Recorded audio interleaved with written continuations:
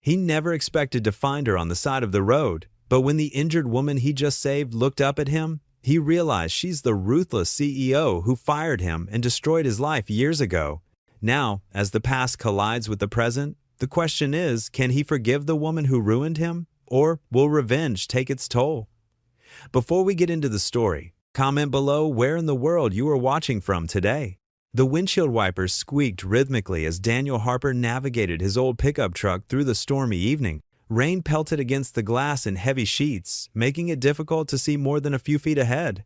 The headlights cut through the darkness, illuminating the winding road that led to his modest home on the outskirts of town. His shoulders ached from a long day of bent-over work under car hoods.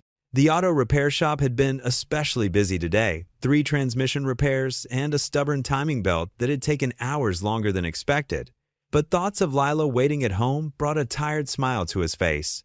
His 15-year-old daughter always had dinner ready when he worked late, though he'd told her countless times she didn't need to worry about him. Lightning flashed across the sky, followed by a deafening crack of thunder that seemed to shake the truck. Daniel slowed down even more, squinting through the rain.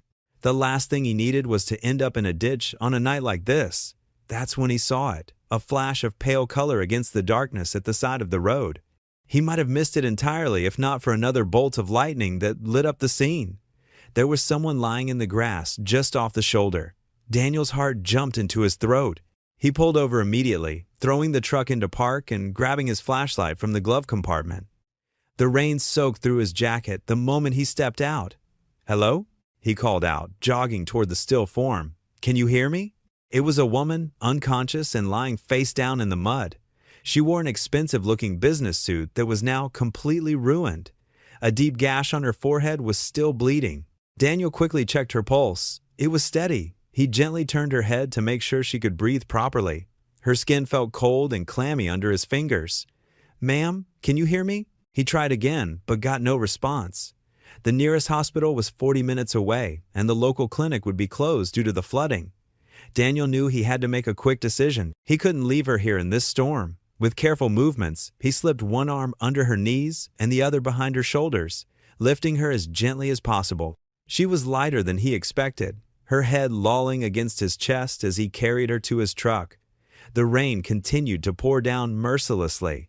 Getting her into the passenger seat was awkward, but he managed it, making sure to secure her with the seatbelt. Her breathing remained steady, which gave him some comfort. The drive home took twice as long as usual as he navigated the treacherous roads with extra caution.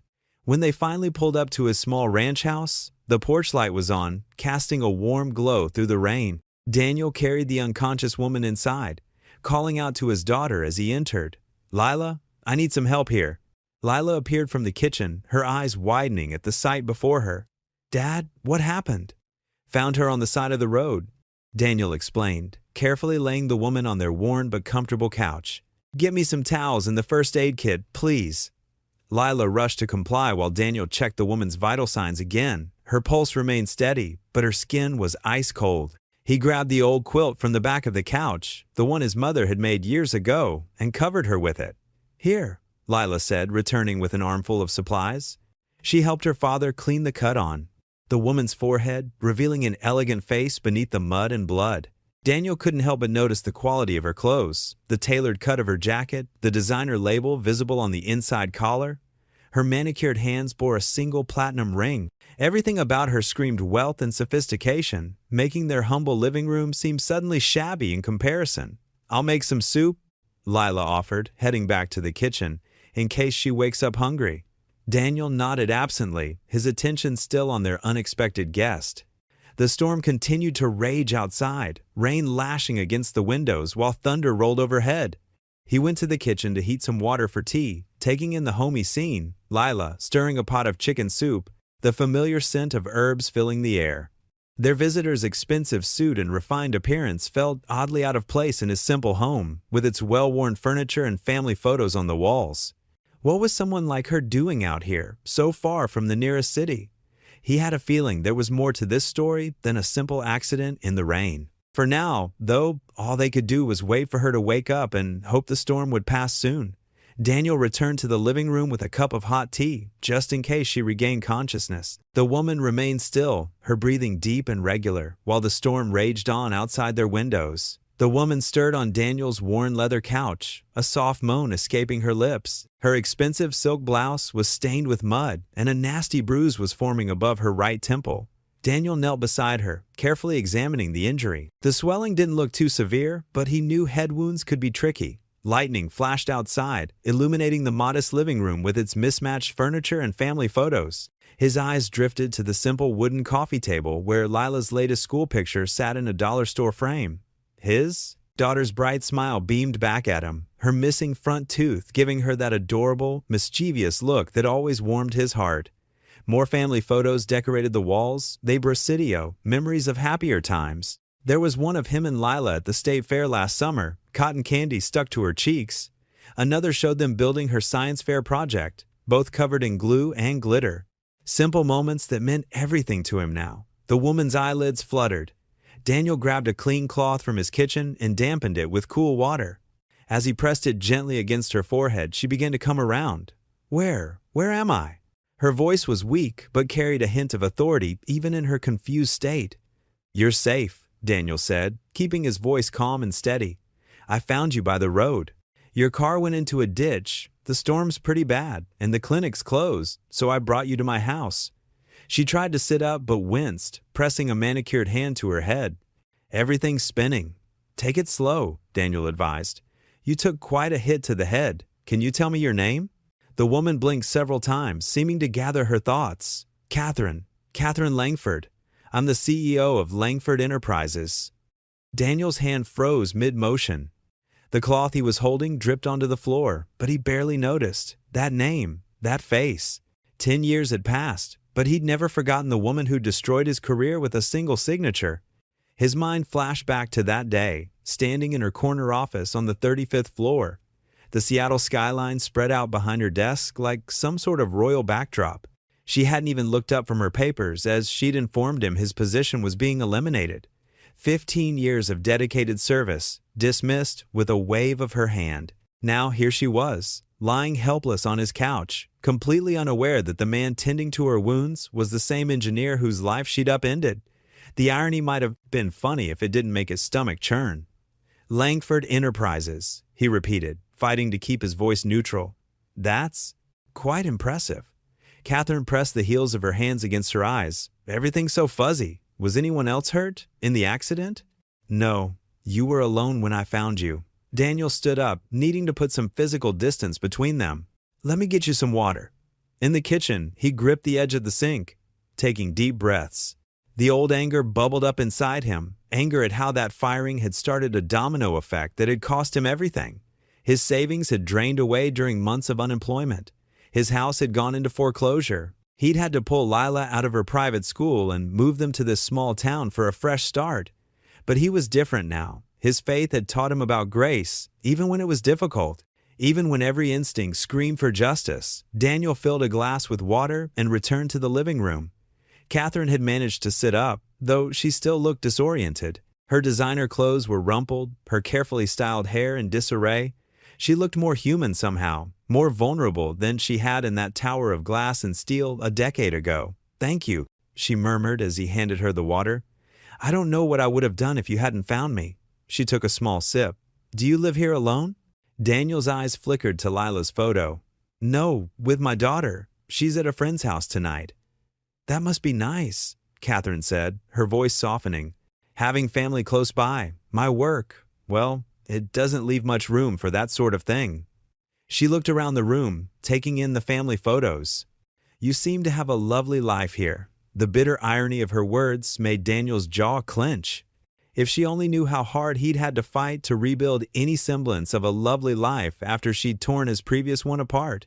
But he held his tongue. "It's simple," he said. "Finally. But it works for us." "Sometimes simple is better," Catherine said, touching her head gingerly.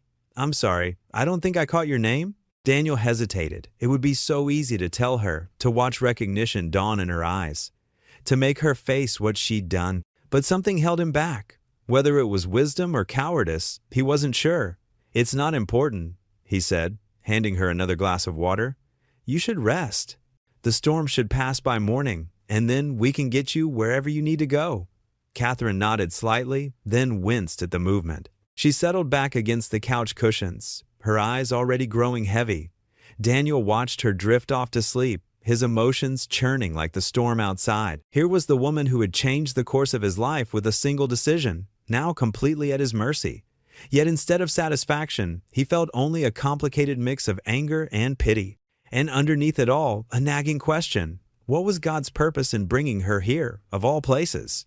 Daniel moved through his modest kitchen with practiced efficiency, pulling out a loaf of homemade bread and some leftover chicken soup from the refrigerator.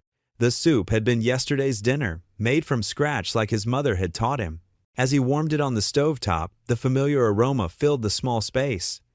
"I hope you don't mind something simple," he said, keeping his voice neutral as he stirred the pot. Storms made it impossible to get anything else. Catherine sat at his small oak kitchen table, her fingers absently tracing the worn grain of the wood. She'd cleaned up as best she could in his bathroom, but her designer clothes still bore the marks of her accident. "Anything warm would be wonderful, thank you." The silence between them felt heavy, filled only by the steady drumming of rain against the windows and the gentle clink of the spoon against the pot. Daniel pulled 2 mismatched bowls from the cabinet, the kind you'd find at a thrift store, and filled them with the steaming soup. "It smells delicious," Catherine said softly as he set a bowl in front of her. Her hands wrapped around the warm ceramic, and something in her posture seemed to relax. "I can't remember the last time I had homemade soup." Daniel cut thick slices of bread and placed them on a chip plate between them. "It's nothing fancy, just something my daughter enjoys on cold nights." "You have a daughter?" Catherine's eyes brightened with genuine interest. "Yes, Lila. She's staying at a friend's house tonight for a sleepover." He was grateful for that small mercy. He wasn't ready to explain to his daughter who this woman was, or what she'd done to their family. They ate in silence for a few minutes. Daniel couldn't help but notice how Catherine's hands trembled slightly as she lifted the spoon to her lips. Whether from the accident or something else, he wasn't sure. "This is wonderful," she said after a few bites. "There's something so comforting about it." She paused, staring into her bowl. "I've been eating at fancy restaurants for so long, I'd forgotten how good simple food can taste." Daniel watched as she tore off a piece of bread, noting how different she looked from the powerful executive he remembered. Her shoulders carried a weight that hadn't been there before, and the lines around her eyes spoke of more than just aging. "Things have changed a lot for me," she continued, her voice barely above a whisper. "A year ago, I was dining in 5-star restaurants, making deals worth millions. Now," she gave a hollow laugh, "now I'm grateful for a stranger's kindness and a bowl of homemade soup." Something in her tone made Daniel's chest tighten. Despite everything, he recognized the sound of someone who'd hit rock bottom.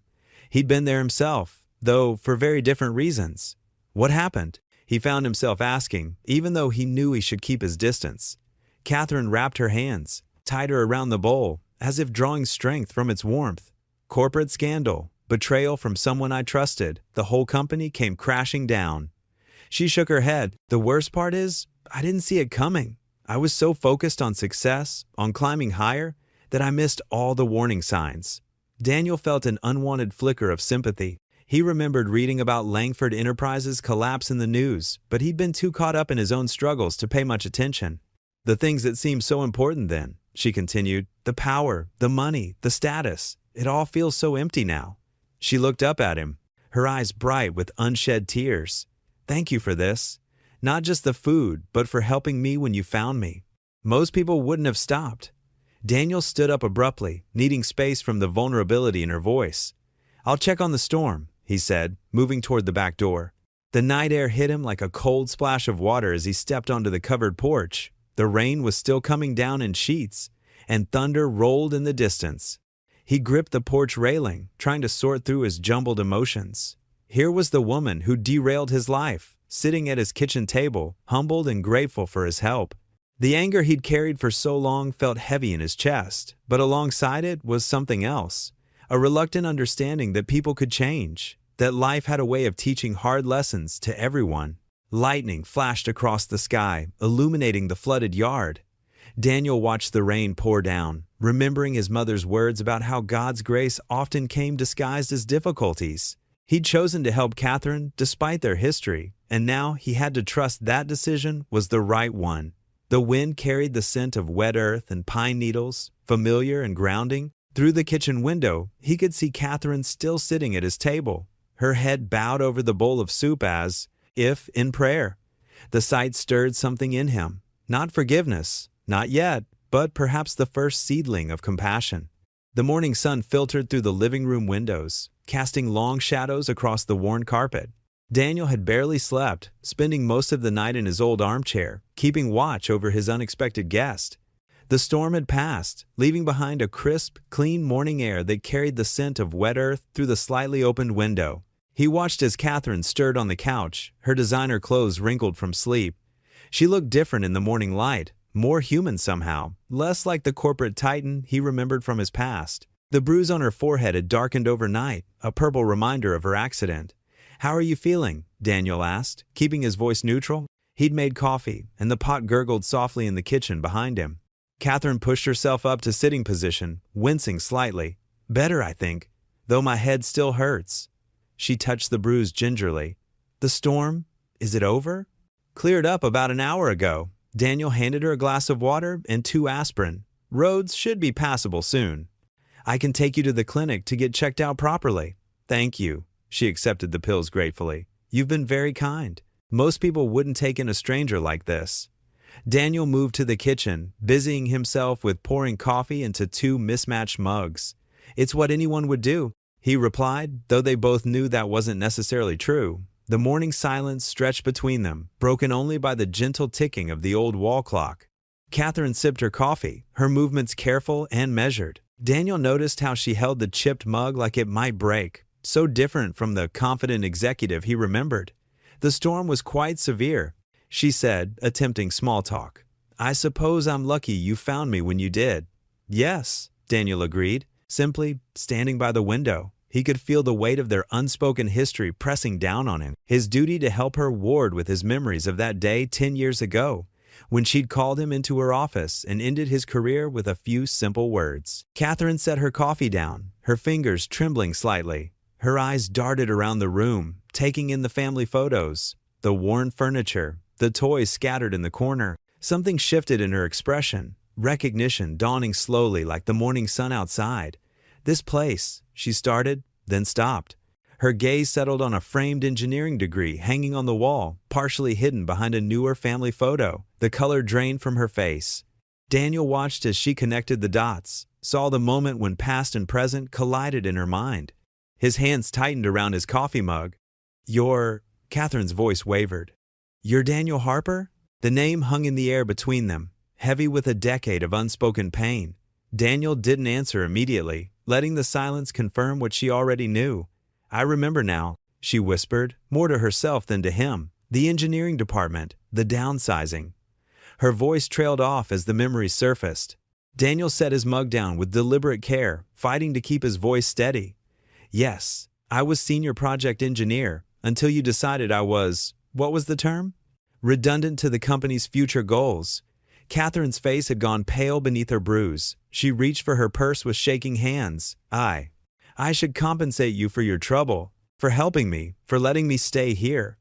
She pulled out her checkbook, a gesture so reminiscent of her corporate persona that it made Daniel's jaw clench. "How much would be appropriate? 5,000? 10? Her pen hovered over the check, but her hand was unsteady. Something snapped inside Daniel. All the carefully contained anger of the past decade threatened to break free. He took a deep breath, remembering his daughter sleeping upstairs, remembering his faith that had carried him through the darkest days after his firing. "Some debts," he said, his voice low and bitter, "can't be paid in cash." Catherine's hand dropped, the checkbook falling limply into her lap. The morning sunlight streaming through the window seemed colder now, highlighting the vast distance between them, the gap between her world of corporate decisions and bottom lines, and his world of honest work and simple faith. The ticking of the clock grew louder in the strained silence. The coffee in their mugs had grown cold, untouched and forgotten, like the remnants of the polite conversation they'd tried to maintain. Everything had changed with the recognition of who they were to each other, victim and perpetrator, the fired and the one who had done the firing, bound together by an act of roadside mercy neither of them had anticipated. The clock on the wall ticked steadily, marking each heavy moment as Daniel stood by the kitchen counter, his hands gripping a fresh cup of coffee. Catherine sat at the small dining table, her own untouched coffee growing cold before her.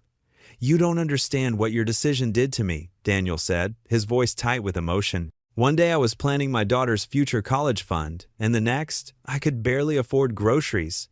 Catherine's perfectly manicured fingers traced the rim of her coffee mug. "The company was going through restructuring. We had to make difficult choices." "Difficult choices?" Daniel's laugh was hollow. "I had a mortgage, a 5-year-old daughter. My wife had just—" He stopped, swallowing hard. "You didn't even give me a chance to explain or defend myself. Just a pink slip and a security escort out of the building." Sunlight streamed through the kitchen window, highlighting the stern lines around Catherine's mouth as she listened. Her usual commanding presence seemed diminished in the humble surroundings of Daniel's kitchen. "I remember that day," she said quietly. "You were one of many. At the time, I told myself it was just business." She met his gaze, guilt flickering in her eyes. "I convinced myself that everyone would land on their feet somehow. That's what we tell ourselves in corporate, isn't it? To make the hard decisions easier?" Daniel set his coffee cup down with more force than necessary. "Well, I didn't land on my feet. I crashed. Hard. Do you know what it's like to tell your kindergartner that she can't have new shoes because daddy lost his job? To watch your savings disappear month by month?" Catherine's face paled. "I'm sorry, Daniel. I truly am. But at the time, I believed your beliefs cost me everything." He cut in, "Everything except my daughter." The conversation fell into heavy silence. Catherine dabbed at her eyes with a tissue, her usual polish cracking under the weight of confronting the human cost of her past decisions. Later, as Catherine dozed on the couch, Daniel stood at the living room window, watching birds hop across his small front yard. 10 years of bitterness sat like a stone in his chest. He'd rebuilt his life piece by piece, learned auto repair from YouTube videos, worked double shifts at the local garage, eventually saved enough to buy his own shop. But the anger had never truly faded. The sound of footsteps on the stairs drew his attention. Lila appeared, her dark hair still messy from sleep, wearing her favorite oversized sweater. "Morning, Dad," she said, giving him a quick hug. Her eyes darted to Catherine's sleeping form. "How's she doing?" "Better," Daniel replied, keeping his voice neutral. "The storm's passed, so she'll probably head out soon." Lila studied his face with that perceptive look that sometimes made her seem older than 15. "You're worried about something." "Just tired, sweetheart." He forced a smile. "There's cereal in the kitchen." As Lila disappeared into the kitchen, Catherine stirred and sat up slowly. Her designer clothes were wrinkled, her makeup slightly smudged, a far cry from the polished executive who'd once stood in a boardroom and changed his life with a single decision. "Your daughter?" she asked softly, nodding toward the kitchen. "Yes, Lila. She seems lovely." Catherine smoothed her hair, attempting to regain some composure. "How long have you lived here?" 8 years, Daniel replied. "Found work at the local garage. Eventually bought it when old Joe retired." "You're a mechanic now?" Surprise colored her voice. "That's quite a change from engineering." "You do what you have to do." Catherine was quiet for a moment. "I understand that better than you might think." She twisted her hands in her lap. "My own life. It's not what it used to be either. My husband left 3 years ago. My children barely speak to me anymore. They blame me for choosing the company over them." She gave a bitter laugh. "Turns out I was good at making hard decisions for everyone except myself." Daniel found himself sitting in the armchair across from her. "Your kids, how old are they?" 23 and 20. They're in college now. Well, Marcus is. Sarah dropped out. Catherine's voice caught. "I haven't seen them since last Christmas. They sent cards, at least." The morning sun filled the room with warm light, and for a moment, they sat in silence, two people who had once been on opposite sides of a corporate decision, now finding common ground in their shared experience of loss and loneliness. "Sometimes," Catherine said softly, "I wonder if all those hard choices were worth it. The company still fell apart in the end. Everything I sacrificed, my marriage, my relationship with my children, the lives I affected, like yours, it all seems so pointless now." Daniel watched as a tear slipped down her cheek. The sight stirred something unexpected in him. Not forgiveness, exactly, but perhaps the first crack in the wall of resentment he'd built around his heart. "Lila," he called out, "Would you bring our guest some coffee?" The familiar sound of his daughter's footsteps approached from the kitchen, carrying with her the promise of a new day and, perhaps, the possibility of healing old wounds. The morning sun filtered through the kitchen window, casting long shadows across the worn linoleum floor. Daniel methodically packed Lila's lunch for school, his movements automatic after years of routine. He glanced at the closed guest room door where Catherine was staying, his jaw tightening slightly. After seeing Lila off to school, Daniel busied himself with household tasks, trying to keep his mind occupied. He folded laundry, straightened the living room, and prepared a light breakfast for his unexpected guest. When Catherine emerged from the guest room, she moved slowly but seemed stronger than the day before. "You don't have to keep helping me," Catherine said, easing herself into a kitchen chair. "I can manage." Daniel set a plate of scrambled eggs and toast in front of her. "The storm's still pretty bad. Roads are flooded. You should rest until things clear up." Catherine picked up her fork, her hands trembling slightly. "I've imposed enough already." "It's fine," Daniel replied, though his tone suggested otherwise. He turned to the sink, scrubbing a pan with more force than necessary. Throughout the morning, Catherine insisted on proving her recovery by walking around the modest house. Daniel watched her from the corner of his eye as he did some paperwork from the auto shop, ready to help if she stumbled but maintaining his distance. Around noon, Daniel prepared a simple lunch of soup and sandwiches. As they sat at the kitchen table, the rain drumming steadily on the roof, Catherine broke their uncomfortable silence. "I lost everything, you know," she said quietly, stirring her soup. "The company, my reputation, my family's legacy, all of it gone." Daniel looked up, surprised by her openness. He remained silent, waiting. "There was an executive, someone I trusted completely." Catherine's voice grew bitter. "He had been manipulating accounts, making backroom deals. By the time I discovered what was happening, it was too late. He'd already covered his tracks and shifted the blame." Daniel set down his spoon, memories of his own career's sudden end flooding back. "When did this happen?" "3 years ago." Catherine's eyes grew distant. "The same man who convinced me to." She hesitated, looking at Daniel. "To let you go. He said you were a liability, that you'd discovered irregularities in the books. I believed him without question. I was so focused on protecting the company, I never stopped to investigate properly." Daniel felt something shift inside him. Not forgiveness exactly, but understanding began to take root. The Catherine before him was different from the cold CEO he remembered. Her designer clothes were wrinkled, her carefully maintained image cracked. "I started a nonprofit after that," she continued, "helping displaced workers find new opportunities. It doesn't make up for what I did, but—" She trailed off, pushing her bowl away. Daniel cleared his throat. "Why were you on that road yesterday?"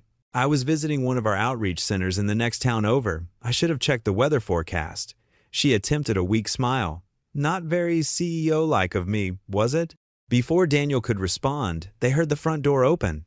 Lila's voice called out, "Dad, I'm home early. They canceled afternoon classes because of the flooding." Daniel stood quickly, but not before Lila appeared in the kitchen doorway.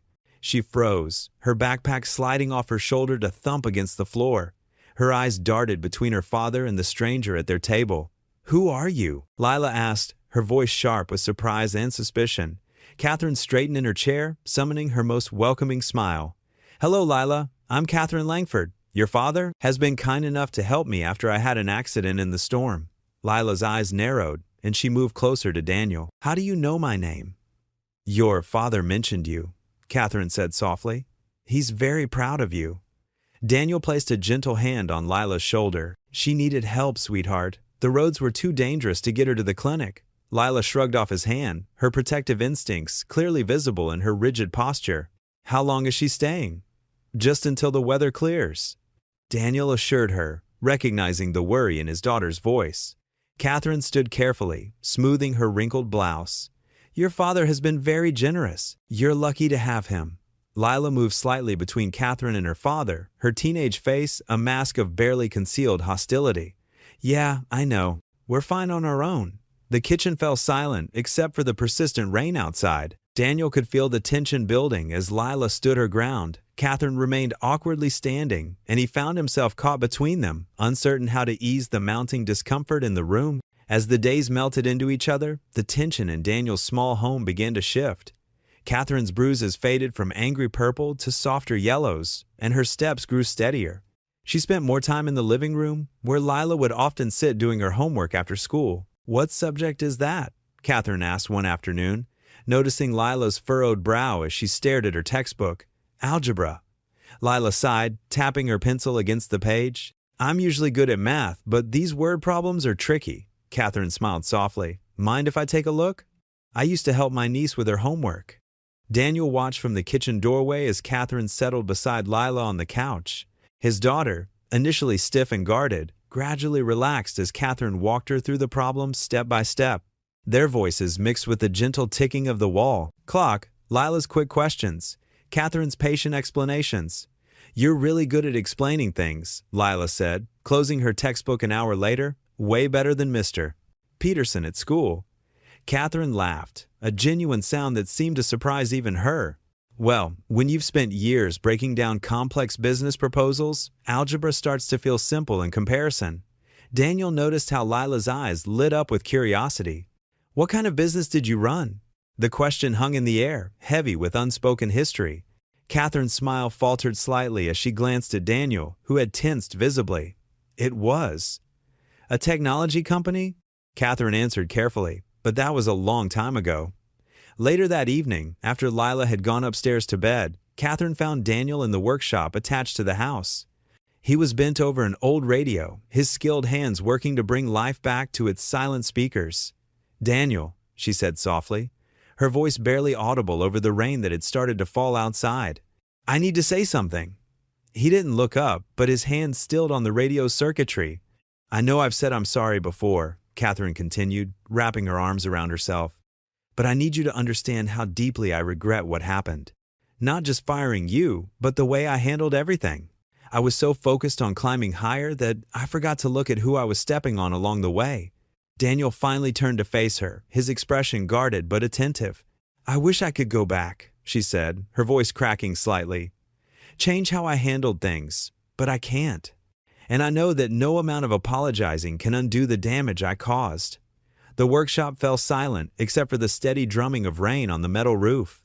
Daniel studied the screwdriver in his hands, turning it over slowly. "You know," he said finally, his voice low but steady, "sometimes when I'm fixing things in here, I find parts that seem beyond repair, rusted, broken. But with enough care and the right approach, even those pieces can find new purpose." Catherine's eyes widened slightly at his words. It wasn't forgiveness exactly, but it was something close to hope. They moved to the kitchen, where Daniel started preparing a simple dinner of grilled cheese sandwiches. The familiar motion seemed to help him find his voice. "After you fired me," he began, keeping his eyes on the skillet, "everything fell apart. I couldn't find work in engineering. Your recommendation made sure of that. We lost the house, had to pull Lila out of her school. She was only 5 then, but she knew something was wrong." Catherine sat at the kitchen table, her hands clasped tightly in her lap as she listened. "We ended up here because it was all we could afford," Daniel continued, flipping the sandwiches. "I started working at Joe's auto shop, learning the trade from scratch. Spent nights studying repair manuals while Lila slept on a mattress in our one-room apartment. He placed a plate in front of Catherine before sitting down with his own. The hardest part wasn't the money, though. It was watching my daughter try to be brave when I knew she was scared. Hearing her tell other kids her dad was a mechanic like it was something to be proud of, even though I knew she remembered when I was an engineer." "She is proud of you," Catherine said quietly. "Anyone can see that." Daniel took a bite of his sandwich, chewing thoughtfully. "Took me a long time to be proud of myself again, to see that maybe God had a different path in mind for me. This town, this work, it's not what I planned, but it's become home." They ate in companionable silence, the kitchen warm against the cool spring night outside. The clock on the wall ticked steadily, marking moments that felt somehow significant in their simplicity. "Thank you," Catherine said as she finished her sandwich, "for telling me this, for helping me understand." Daniel nodded, gathering their plates. Maybe understanding is where healing starts. The evening settled around them like a gentle blanket, full of unspoken possibilities. Neither of them knew what tomorrow would bring, but for now, they had found a quiet peace in their shared meal and honest words. The kitchen was quiet, except for soft clinking dishes and running water. Daniel scraped leftover lasagna into a container, movements mechanical after years managing household chores alone. Evening light filtered through the window, casting shadows across worn linoleum. "Let me help," Catherine said, appearing in the doorway. She wore borrowed clothes, an old t-shirt and sweatpants that made her look ordinary, far from the corporate executive he remembered. "That's not necessary," Daniel replied automatically, voice lacking its usual edge. "You should rest." "Please," she insisted. "I've been resting for days. I need to do something useful before I go stir-crazy." Daniel hesitated, then handed her a dish towel. "You can dry." They fell into easy rhythm, him washing, her drying. The silence felt different now, less charged with old hurts, more contemplative. "You have a wonderful daughter," she said softly. "She reminds me of myself at that age, before everything got complicated." Daniel nodded, scrubbing a stubborn spot. "She's the best thing in my life." "I can see that." Catherine paused, fidgeting with the towel. "I've been thinking about all my mistakes. About what happened with you." Daniel's hands stilled in soapy water, chest tightening. "I trusted the wrong people," she continued, voice thick with regret. "I was so focused on climbing higher, proving myself, that I didn't see what was happening. Do you remember Marcus Thornton?" The name hit Daniel like a blow. "The VP of Operations? The one who presented evidence against you?" Catherine finished. "What I didn't know was that he'd fabricated everything. He was embezzling and needed a scapegoat." Daniel turned off the faucet, but the audit showed exactly what he wanted it to show. Catherine's laugh was bitter. "He was brilliant at manipulation. I believed him because he'd been my mentor. 3 years later, he did the same to me. Only then, he'd gotten greedy." The scandal was massive, front-page news everywhere.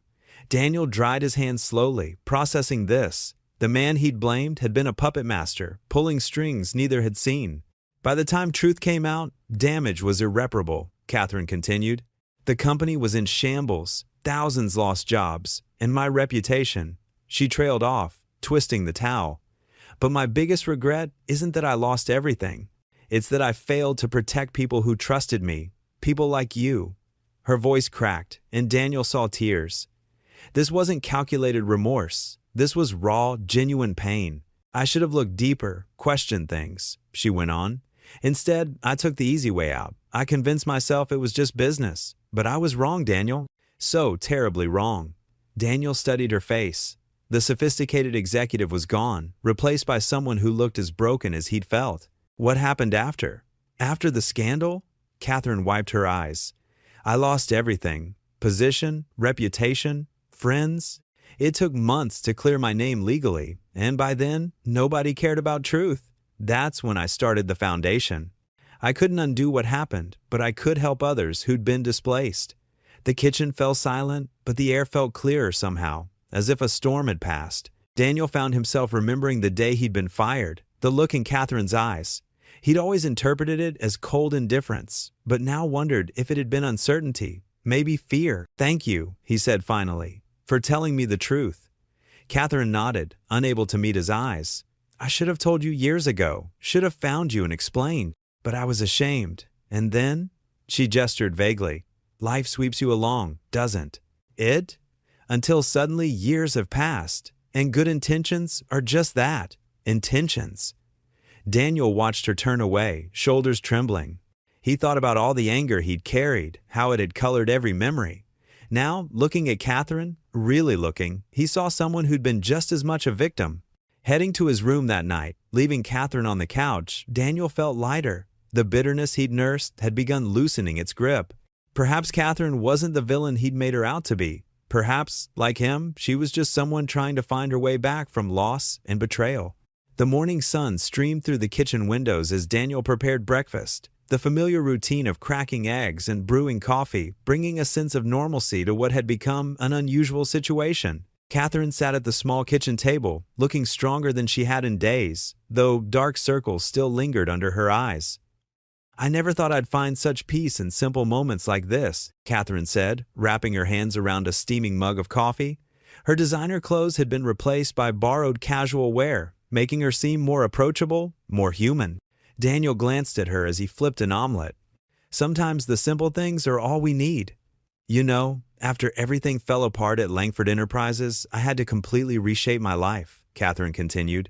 "That's when I started the nonprofit. We help workers who've been displaced by corporate downsizing, teaching them new skills, helping them find jobs." She paused, stirring her coffee. It's my way of trying to make things right. Daniel set a plate in front of her, his movements careful and measured. And how's that working out? It's different from running a corporation. The rewards aren't measured in profit margins anymore. A small smile touched her lips. Last month, we helped 20 families get back on their feet. The look in their eyes when they land a new job, that's worth more than any quarterly earnings report. Though Daniel nodded, his expression remained guarded. He'd seen too many corporate promises turn to dust to fully trust her words. Still, he couldn't deny the sincerity in her voice. As they ate in companionable silence, Catherine's phone buzzed on the table. She glanced at the screen, her face clouding over as she recognized the number. "Excuse me," she said, rising from her chair. "I need to take this." Daniel watched as she stepped into the living room, her posture stiffening as she answered the call. Even from the kitchen, he could see the color drain from her face as she listened to whoever was on the other end. "That's impossible," she said, her voice sharp with disbelief. "All our paperwork is in order. We've been completely transparent about." She fell silent, listening intently. "No, you don't understand. Those funds were properly allocated. Every penny has been accounted for." Daniel found himself holding his breath, recognizing the tone of someone receiving devastating news. Catherine's free hand gripped the back of a chair, her knuckles white with tension. "I'll need to see the documentation," she said finally, her voice barely above a whisper. "Yes, I understand the implications." The call ended, and Catherine stood motionless, staring at her phone as if it might bite her. "Bad news?" Daniel asked, though the answer was written clearly across her face. Catherine turned to him, and for a moment she looked as vulnerable as she had the night he found her in the rain. "They're investigating the foundation," she said, sinking into the nearest chair. "Someone's claiming we misappropriated funds meant for worker training programs." Daniel leaned against the kitchen counter, crossing his arms. "Is there any truth to it?" "No!" Catherine's response was immediate and fierce. "I've learned my lesson about cutting corners. Everything we do is by the book." She ran a hand through her hair, a gesture of frustration that seemed out of place on the usually composed woman. "But they're freezing our accounts while they investigate. We have families depending on those programs, people who are just starting to rebuild their lives." The irony wasn't lost on Daniel. The woman who had once carelessly disrupted lives was now desperately trying to save them. He watched as Catherine's shoulders slumped, the weight of this new burden evident in every line of her body. "I thought I was finally doing something right," she said quietly, "making amends for all the harm I caused. But it seems like no matter what I do, the past won't let me go." She looked up at Daniel, her eyes glistening. "Maybe this is karma, paying me back for all the lives I ruined, including yours." Daniel shifted uncomfortably, torn between his lingering resentment and the unexpected compassion he felt watching her struggle. The proud CEO he'd once known was gone, replaced by someone who seemed genuinely determined to make a difference. "What will happen to the people in your programs?" he asked. "Without funding?" Catherine shook her head. "They'll lose everything. The training, the support services, the job placement assistance. It all requires money." She pressed her fingers to her temples. "I've been there myself, watching everything you've built crumble around you. But this time, it's not just about me. There are families counting on us." The kitchen fell silent, except for the quiet hum of the refrigerator. Daniel could see Catherine's strength wavering, the confident facade cracking under this new pressure. Despite his reservations, despite the years of anger he'd carried, he couldn't help but recognize the genuine pain in her eyes. "I should make some calls," Catherine said, pushing herself to her feet. Her movements were slow, heavy with the weight of this new burden. "There has to be something I can do to fix this." Daniel watched as she walked toward the guest room, her shoulders bent as if carrying an invisible load. The woman who had once seemed untouchable, who had wielded corporate power without a second thought, now looked as broken as he had felt all those years ago. The memory of his own downfall stirred in his mind, the sleepless nights, the uncertainty, the struggle to provide for his daughter.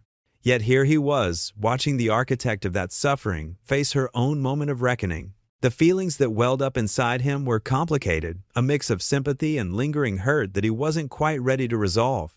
The days following the phone call brought a visible change in Catherine. Her usual composed demeanor crumbled, replaced by a woman who seemed to carry the weight of the world on her shoulders. She spent more time in the guest room, barely touching the meals Daniel brought her. Daniel watched from the doorway as Catherine sat by the window, staring blankly at the rain outside. Her laptop lay closed beside her, untouched for hours. The sight stirred something unexpected in him, concern for the woman who had once seemed invincible. "She's been like that all morning," Lila whispered, appearing at his side.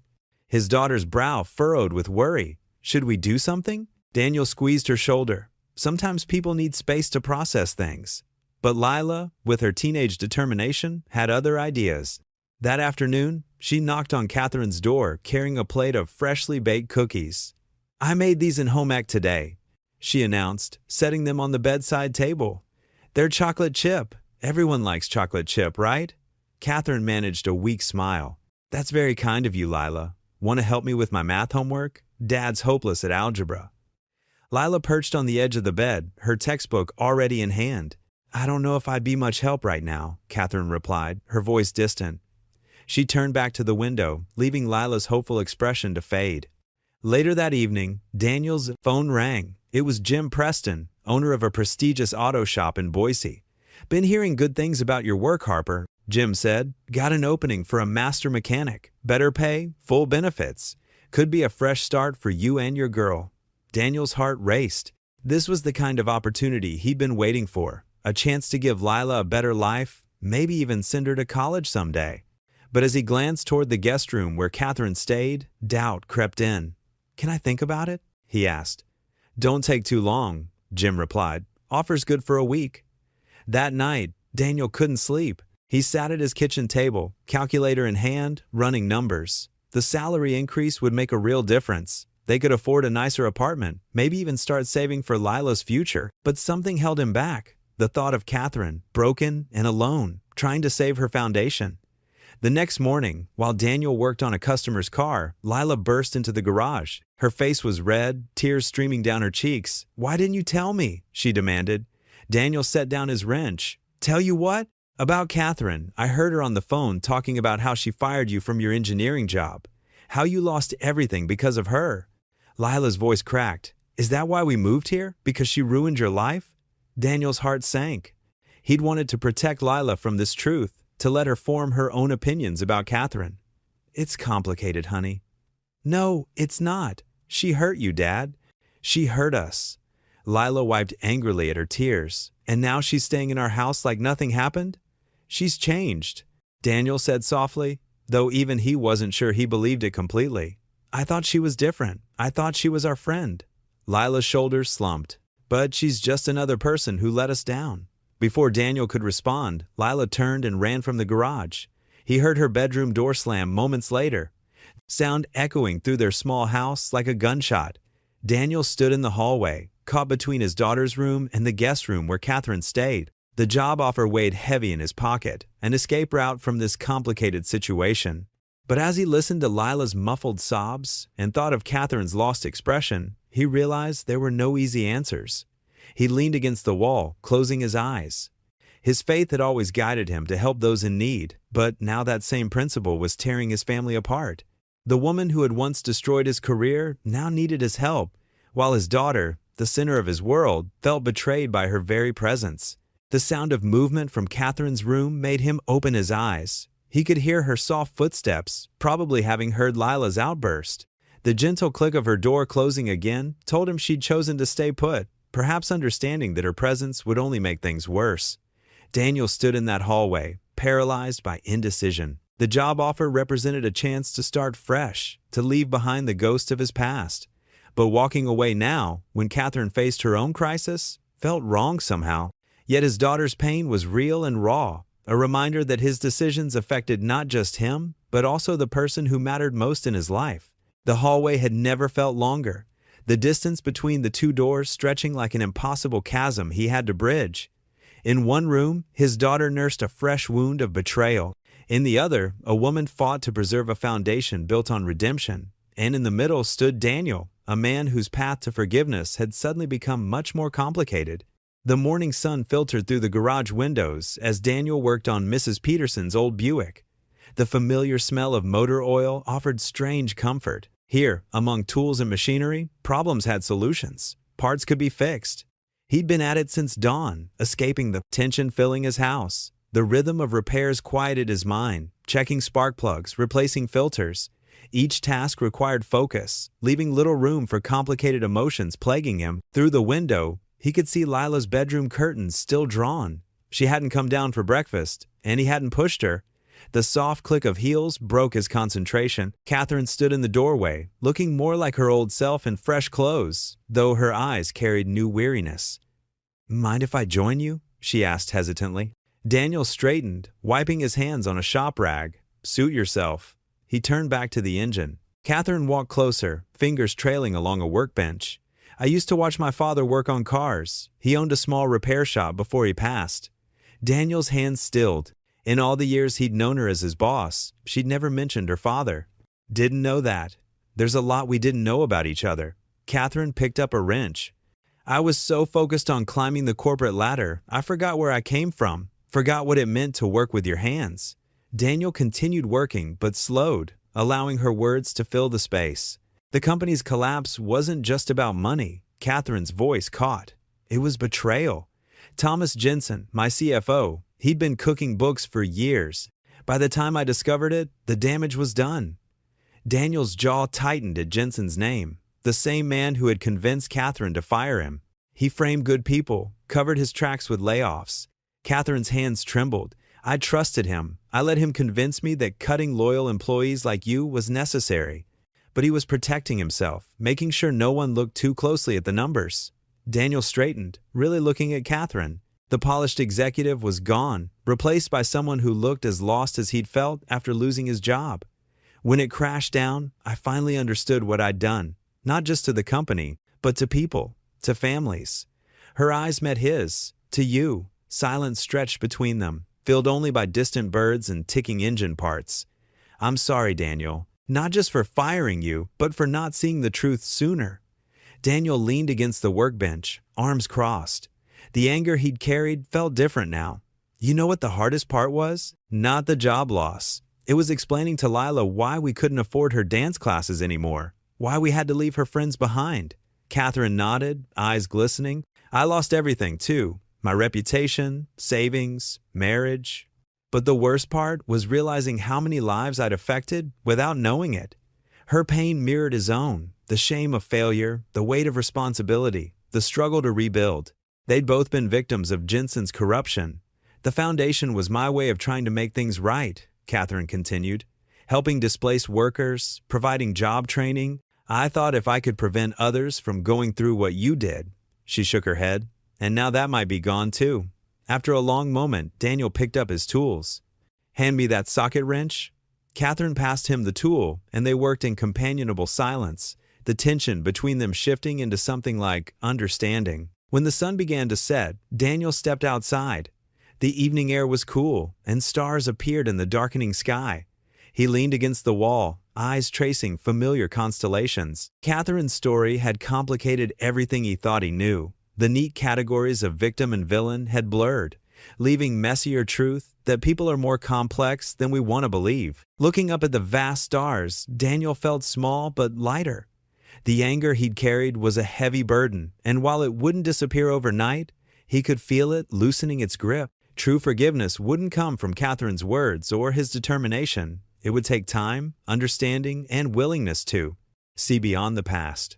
The stars continued their silent vigil as Daniel stood there, knowing the path forward would require more than accepting apologies. It would mean opening his heart to healing, not just for himself, but for everyone involved. The morning light streamed through the kitchen windows, casting a warm glow on the worn wooden table where Daniel, Catherine, and Lila sat in uncomfortable silence. The only sounds were the quiet clink of spoons against cereal bowls and the gentle hum of the old refrigerator. Lila kept her eyes fixed on her breakfast, occasionally shooting wary glances at Catherine before quickly looking away. Her long brown hair fell forward, creating a curtain between herself and the woman who had caused her father so much pain. Catherine cleared her throat softly. "The weather's supposed to be nice today," she said, attempting to break the tension. Daniel nodded without looking up. "Should make for good working conditions in the garage." "I was thinking." Catherine hesitated, pushing her half-eaten toast around on her plate. "Now that I'm feeling better, maybe it's time I started making arrangements to head back." Daniel's hand paused midway to his coffee cup. He felt Lila's eyes on him, watching for his reaction. The thought of Catherine leaving brought a mix of relief and unexpected disappointment that he wasn't ready to examine. "You've both been so kind," Catherine continued, her voice softer now. "But I can't impose forever. The foundation needs me, and there's work to be done." Lila's chair scraped against the floor as she stood abruptly. Without a word, she carried her bowl to the sink and disappeared upstairs, her footsteps heavy on the wooden steps. Daniel sighed, running a hand through his hair. "She's taking this hard," he said, more to himself than to Catherine. "I understand," Catherine replied. "She's protective of you." "As she should be." She paused, then added, "Before I go, though, I'd like to help somehow. Maybe we could work on one of the cars together?" Daniel looked at her in surprise. Her designer clothes and manicured nails seemed at odds with the idea of auto repair. "You want to work on cars?" Catherine smiled, a genuine warmth reaching her eyes. "I may have been a CEO, but I'm not afraid of getting my hands dirty. Besides, it might be nice to learn something new." Against his better judgment, Daniel found himself nodding. "I've got Mrs. Peterson's Buick that needs work. Could use an extra pair of hands." They moved to the garage, where the morning sun cast long shadows through the dusty windows. The Buick sat waiting, its hood already propped open. Catherine rolled up her sleeves, and Daniel couldn't help but notice how different she looked from the corporate executive who had fired him years ago. "Here," he said, handing her a wrench. "We'll start with something simple." As they worked, Catherine asked questions about the engine, listening intently to his explanations. Her genuine interest surprised him, and he found himself relaxing slightly, falling into the familiar rhythm of teaching someone about cars. "You know," Catherine said, wiping her forehead with the back of her hand, leaving a smudge of grease, "I always admired your technical skills." "Even back then," Daniel tensed, the old hurt rising in his chest. "Didn't stop you from letting me go." Catherine's hand stilled on the wrench. "No, it didn't. I made decisions then that I thought were right for the company. I was wrong about so many things." "It wasn't just a job," Daniel said, his voice tight. "It was my whole life. My future. Lila's future." "I know that now," Catherine replied quietly. "Working with the foundation, I've seen firsthand how corporate decisions affect real people, real families." She met his eyes. "I wish I'd understood that then." Before Daniel could respond, they heard a sharp intake of breath from the garage doorway. Lila stood there, her face a mask of hurt and anger. "How can you just stand there talking to her like everything's okay?" Lila demanded, her voice trembling. "After what she did to us." "Lila," Daniel started, but she cut him off. "No, she ruined everything. We had to move away from our home, start over with nothing, and now she's just here? Acting like she's our friend?" Catherine took a step forward. "Lila, don't." Lila's eyes filled with tears. "I don't want to hear it. Just leave us alone." She turned and ran back into the house, her footsteps thundering up the stairs. The sound of her bedroom door slamming echoed through the walls. Daniel stood frozen, the wrench heavy in his hand. The progress he'd felt moments ago evaporated, replaced by the weight of his daughter's pain. Catherine stood quietly beside him, grease still smudged on her forehead, her expression a mixture of guilt and sorrow. "I should go talk to her," Daniel said finally, setting down the wrench. "Of course," Catherine nodded, stepping back. "I'm sorry, Daniel. I never meant to cause more pain." Daniel looked at her, seeing both the powerful executive who had changed his life with a single decision and the humbled woman who now stood in his garage, trying to make amends. The conflict inside him twisted deeper. "I know," he said simply, before heading toward the house, leaving Catherine alone in the garage with the half-repaired Buick and the weight of unresolved history hanging in the air. The steps creaked under his feet as he climbed toward his daughter's room, each step feeling heavier than the last. He could hear Lila's muffled sobs through the door, and his heart ached with the familiar feeling of being torn between his instinct to protect his daughter and the growing understanding that sometimes healing required facing the very thing that caused the pain in the first place.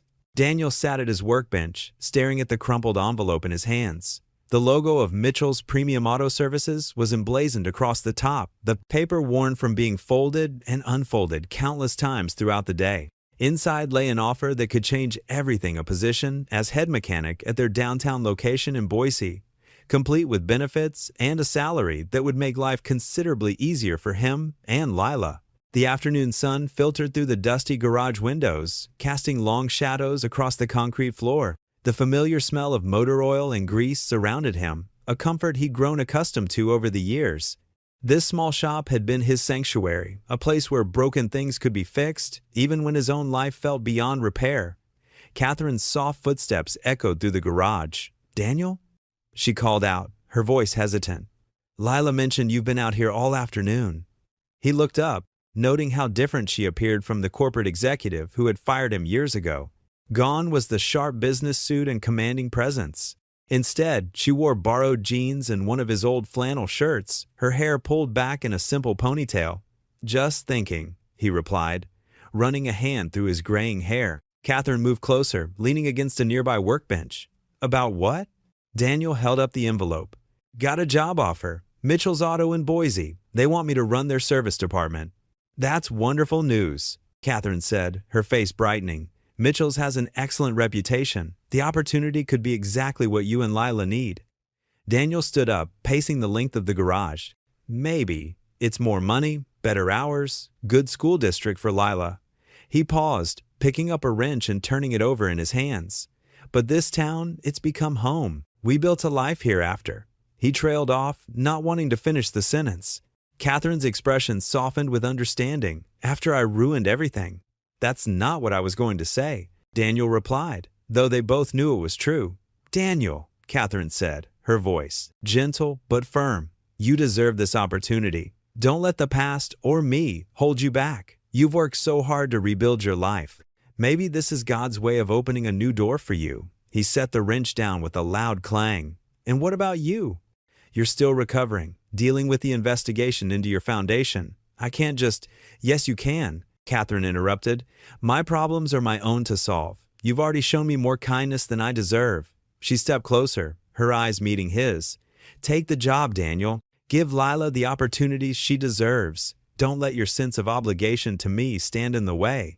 Daniel looked around the garage at the familiar tools hanging on the wall, the ancient coffee maker in the corner, the stack of repair manuals he'd collected over the years. This place had been his refuge when everything else fell apart. Now, he had the chance to move forward, but something held him back. "I need time to think," he said finally. "Can't make a decision like this without careful consideration." Catherine nodded, understanding in her eyes. "Of course.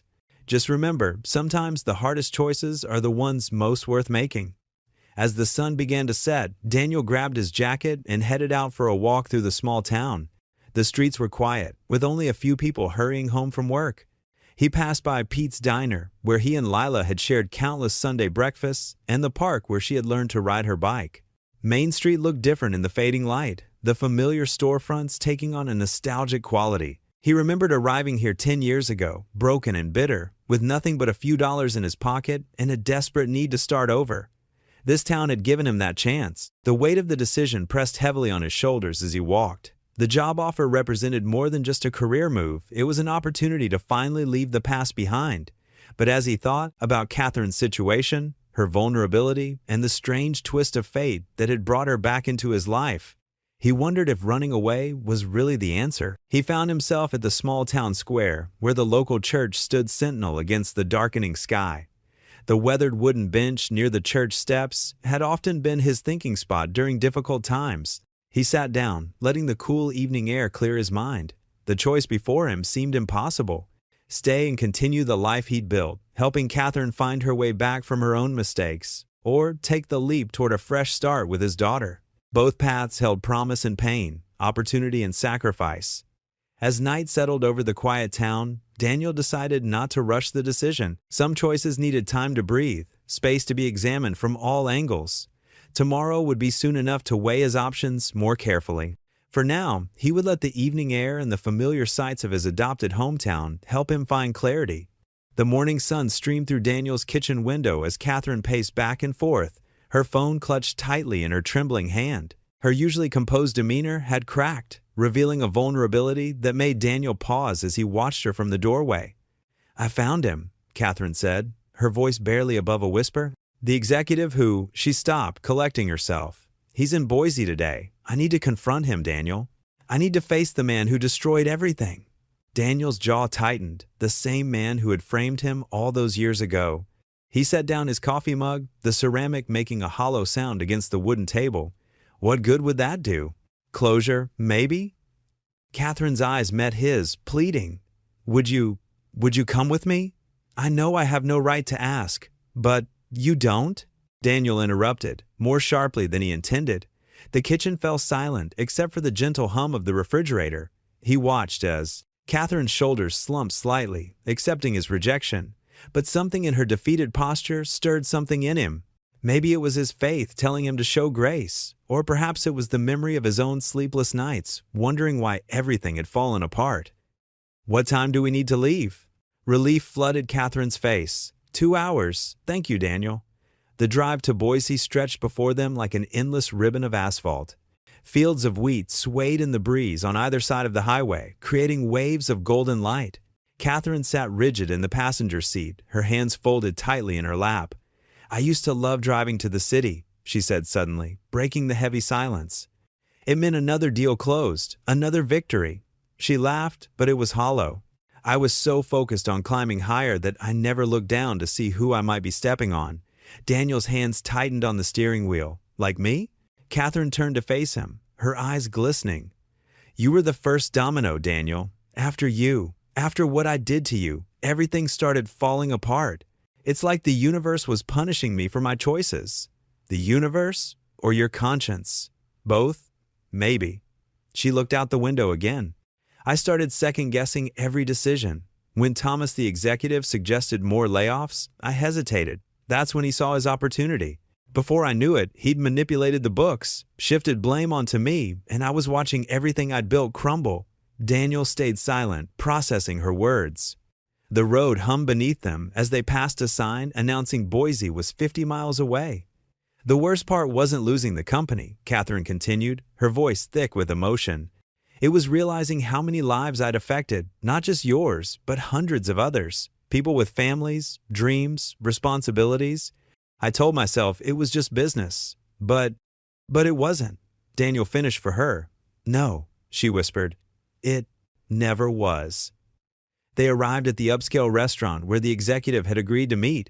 The hostess led them to a private booth in the back, where Thomas waited, looking exactly as Daniel remembered him, expensive suit, perfectly coiffed hair, and a smile that never reached his eyes.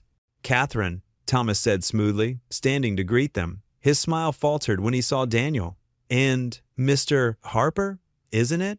What an unexpected surprise. Catherine took a deep breath. We need to talk about what happened, Thomas. About the truth. The truth? Thomas laughed, settling back into his seat. The truth is that business is business, Catherine. You got sloppy, made mistakes, and paid the price. That's all there is to it. You know that's not what happened. Catherine's voice shook with barely contained anger. You manipulated everything. You framed Daniel, then you turned on me when I started questioning your methods. Thomas's expression hardened. Prove it. He leaned forward, his voice dropping to a cold whisper. You can't, can you? Because I was smarter than both of you. I protected myself while you were too busy playing at being righteous. Daniel watched as Catherine's composure cracked. Her hands trembled as she gripped the edge of the table. I trusted you, she said. We all did. That was your first mistake. Thomas stood, straightening his tie. Now, if you'll excuse me, I have actual business to attend to. Unlike some people, I'm still relevant in the corporate world. He tossed some bills on the table. Lunch is on me. Consider it severance pay. As Thomas walked away, Catherine sat frozen, tears streaming down her face. Daniel had imagined this moment differently, he'd thought. Seeing Catherine broken would bring him satisfaction. Instead, he felt only sympathy for the woman who had finally learned the same painful lesson he had years ago. He's never going to admit it, is he? Catherine asked quietly, staring at the empty seat where Thomas had been. He's never going to face what he did to us. Daniel shook his head. Some people don't have the capacity for remorse, Catherine. They just keep moving forward, leaving destruction in their wake. Catherine wiped her eyes with a trembling hand. I wanted so badly to make things right, to fix everything I'd broken. But I can't, can I? Some things just stay broken. The weight of her words hung heavy in the air between them. Daniel understood now that they were both victims of the same man's ruthless ambition, both carrying scars from trusting the wrong person. The realization didn't erase the past, but it shed new light on it, making the burden of their shared history feel somehow different. The drive back from the city felt longer than it should have. Daniel's hands gripped the steering wheel tightly as his mind replayed the cold, dismissive words of Catherine's former executive. The man hadn't shown an ounce of remorse, treating their visit like an inconvenience rather than a chance for redemption. As Daniel pulled into his driveway, the setting sun cast long shadows across the worn pavement. His modest home looked different, somehow warmer, more inviting after the harsh reality of the city. Lila sat on the front porch, her textbooks spread around her as she worked on homework. "How did it go?" she asked, looking up from her studies. The concern in her voice surprised Daniel. He settled beside her on the porch steps, letting out a heavy sigh.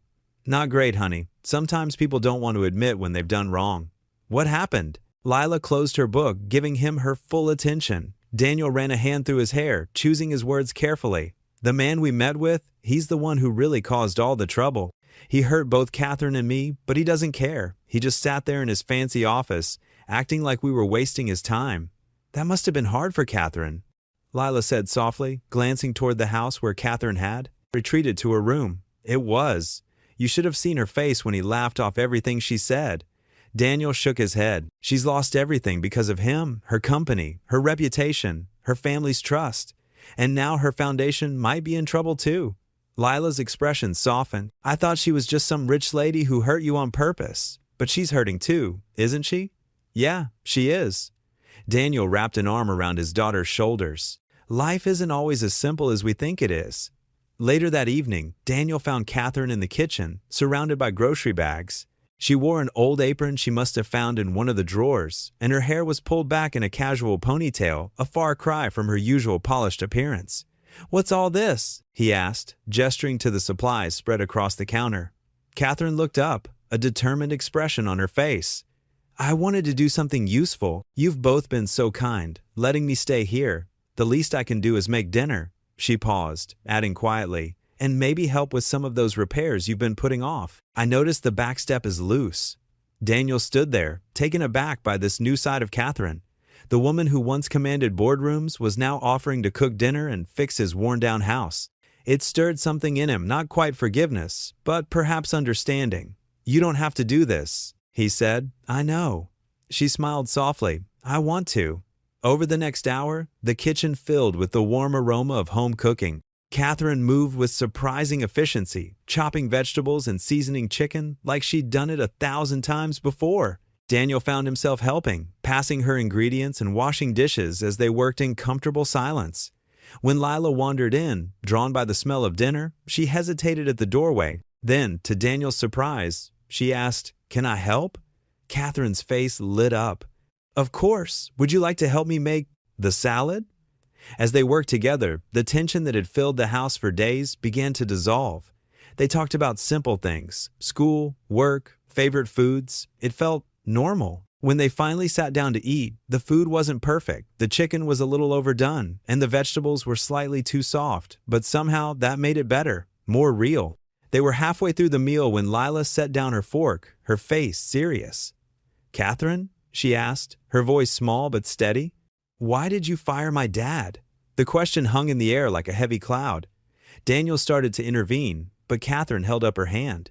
"No, it's okay," she said, setting down her own fork. "You deserve to know."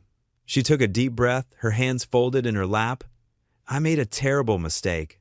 I trusted people I shouldn't have, and I let them convince me that cutting jobs, including your father's position, was the only way to save the company." Catherine's voice wavered slightly. "I was so focused on numbers and profits that I forgot about the people whose lives I was affecting. Your father was one of our best engineers, but when that executive showed me fabricated reports about department inefficiencies, I didn't question them like I should have." She looked directly at Daniel, her eyes glistening. "I'm sorry. I know those words aren't enough, but I need you both to know that not a day goes by that I don't regret the choices I made. Seeing how it affected your lives, knowing the pain I caused, it haunts me." Daniel found himself really listening, perhaps for the first time. He saw not the powerful CEO who had dismissed him years ago, but a woman who had made mistakes and was trying to make amends. The bitterness he'd carried for so long felt different now, not gone, but lighter somehow. Lila reached across the table and touched Catherine's hand. "Thank you for telling us the truth. The simple gesture seemed to break something open in all of them. They sat there in the quiet of the evening, three broken people sharing a meal, finding that maybe, just maybe, healing was possible. The kitchen was quiet except for the soft ticking of the old wall clock and the occasional clink of Catherine's spoon against her coffee mug. She sat at the small wooden table, staring into the dark liquid as if searching for answers. Daniel worked nearby, fixing the leaky faucet that had been dripping for days. Her phone buzzed on the table, making her jump. The caller ID showed her foundation's main office number. Catherine's hand trembled slightly as she answered. "Hello?" Her voice was steady, but her face grew increasingly pale as she listened. "I see. Yes, I understand. No, don't make any decisions yet. I'll figure something out." She ended the call and set the phone down with deliberate care, but her hands were shaking more now. Daniel glanced over, noticing how her shoulders had tensed, how her breathing had become shallow and quick.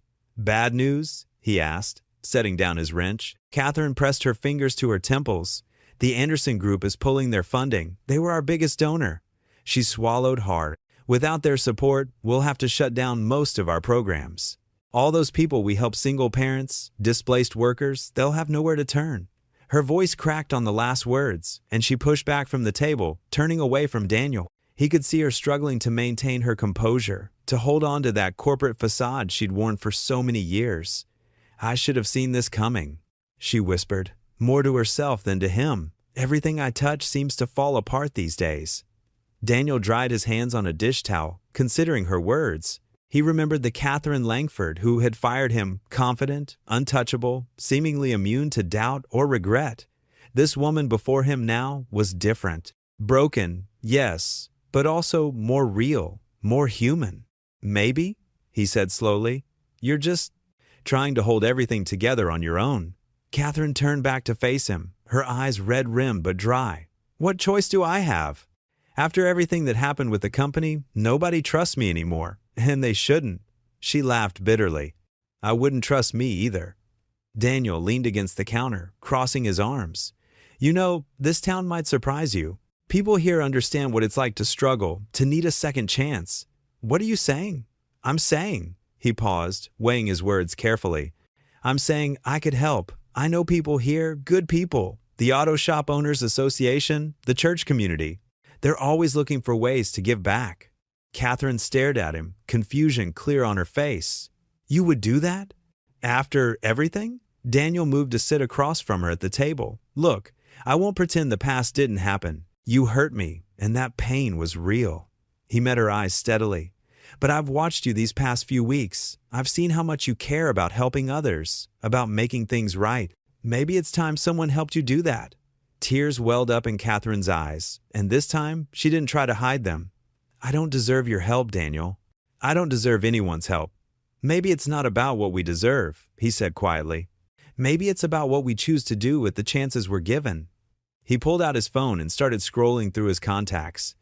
Mike at the hardware store does a charity golf tournament every summer. Sarah at the diner has connections with the local business association. And Pastor Jim, he's always talking about community outreach. Catherine watched him, her coffee forgotten and growing cold.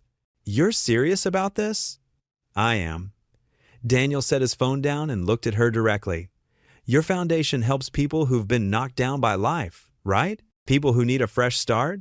When she nodded, he continued, "Well, that's pretty much everyone in this town at some point or another. We understand that kind of thing here." Catherine wiped her eyes with the back of her hand, a gesture so unlike her usual polished demeanor that it made her seem younger, more vulnerable. "I never thought, especially not from you." She took a shaky breath. "I didn't think anyone could forgive me. Not really. Not after everything." "Forgiveness isn't always a single moment," Daniel said. "Sometimes it's a choice we keep making, day after day." He smiled slightly. "So, what do you say? Want to give this town a chance to surprise you?" Catherine looked around the modest kitchen, at the worn but well-loved furniture, at the children's drawings magneted to the refrigerator, at this man who had every reason to turn her away but was instead offering help. Her shoulders straightened, and for the first time since the phone call, real hope flickered in her eyes. "Yes," she said firmly. "Yes, I would like that very much." The morning sun filtered through the kitchen window as Daniel and Catherine sat at the wooden table, surrounded by papers and notebooks. A fundraising plan was taking shape between them, their heads bent close together as they worked. "If we reach out to the local businesses first," Daniel said, pointing to his list, "we can build momentum before approaching the bigger companies in the city." His finger traced down the names he'd written. Mike at the hardware store, Sarah's diner, even old Thompson's feed store. They all know me. They might be willing to help. Catherine nodded, making notes in her elegant handwriting. "That's brilliant, Daniel. Starting local gives us credibility." She paused, looking up at him with genuine appreciation. "I never would have thought of this approach. In my corporate days, I always went straight for the big donors." "Small towns work differently," Daniel explained, reaching for his coffee mug. "People here care about their neighbors. They help each other out." From the hallway came the sound of footsteps. Lila appeared in the doorway, already dressed for school, her backpack slung over one shoulder. She hesitated when she saw them working together, her expression guarded. "Good morning, sweetheart," Daniel said warmly. "Want some breakfast?" "I'll just grab a granola bar," Lila mumbled, moving to the cupboard. She barely glanced at Catherine, who offered her a gentle smile. "I made some fresh coffee cake this morning, Lila," Catherine ventured. "It's cooling on the counter if you'd like some." Lila stiffened slightly. "No, thanks. I'm running late." She grabbed her snack and headed for the door, her movements quick and precise. "Have a good day at school," Daniel called after her. The only response was the sound of the front door closing. Catherine's face fell slightly. "She's still having a hard time with all this, isn't she?" Daniel sighed, running a hand through his hair. "Give her time. It's a lot of change to process." He turned back to their work, but his eyes kept straying to the door where his daughter had disappeared. They spent the morning making calls and drafting proposals. Daniel's reputation in town proved valuable. Several business owners agreed to meet with him later that week. Catherine watched in amazement as he worked, his genuine warmth and sincerity drawing people in. Around noon, they took a break to make sandwiches. As they ate, Catherine said softly, "You've built something really special here, Daniel. These people trust you completely." "It took time," he admitted. "When we first moved here, I was angry, bitter, didn't want to let anyone in." He met her eyes across the table. "But I learned that holding on to hurt only makes it harder to heal." Catherine's hand trembled slightly as she set down her sandwich. "I wish I'd understood that sooner. All those years in the corporate world, I thought power was everything. I didn't see the value in connections like these." They worked through the afternoon, planning a community event that would showcase the foundation's work. Daniel suggested using the town square, where they could set up booths and maybe even have local musicians perform. "We could make it a real celebration," he said, sketching out a rough layout. "Show people exactly how their donations would help others." Catherine leaned closer to look at his drawing, her shoulder brushing against his. Neither of them pulled away immediately, and the moment stretched between them, comfortable and warm. The front door opened and closed again, Lila returning from school. She paused in the kitchen doorway, taking in the scene before her. Something flickered across her face, uncertainty, perhaps even fear, before she turned away. "I've got homework," she said quickly, heading for her room. "Lila, wait," Daniel called. "Don't you want to hear about the fundraiser we're planning? We could use your ideas." "Maybe later," she replied, her footsteps already retreating down the hall. Daniel's shoulders slumped slightly. Catherine touched his arm gently. "She's protecting you, you know, making sure I don't hurt you again." "I know," he said quietly. "She's carried so much responsibility since her mother died. Sometimes I forget she's still just a kid." They returned to their work, but the mood had shifted slightly. As the afternoon light began to fade, they moved from the kitchen to the living room, spreading their papers across the coffee table. Catherine had removed her shoes, tucking her feet beneath her on the couch as she reviewed their notes. "I think we've got something solid here," she said, suppressing a yawn. "The community event could really work." Daniel nodded, leaning back in his armchair. "It's strange," he mused, "how things work out sometimes. If you'd told me 2 weeks ago that I'd be helping you save your foundation, I wouldn't have believed it either," Catherine admitted. "I spent so many years thinking I had to do everything alone, handle every crisis, by myself." She looked around the modest living room, taking in the family photos, the worn but comfortable furniture. "But there's something powerful about working together, isn't there?" From down the hall came the faint sound of music from Lila's room, her way of creating distance when she needed space to think. Daniel glanced in that direction, concern etched on his face. "She'll come around," Catherine said softly. "Just keep showing her that some changes can be good." They worked until the sky outside turned purple with dusk. Finally, Catherine gathered her papers, organizing them into neat stacks. "Thank you, Daniel, not just for today, but for everything, for seeing past who I used to be." Daniel stood, helping her collect the last of their notes. Maybe we both needed to learn how to see things differently. The moment hung between them, full of unspoken understanding. Through the window, crickets had begun their evening chorus, a gentle reminder of how long they'd been working. Tomorrow would bring new challenges, but for now, they had made a start. Not just on saving the foundation, but on building something neither of them had expected: trust. The community center's fluorescent lights buzzed overhead as Daniel and Catherine stood before a nearly empty room.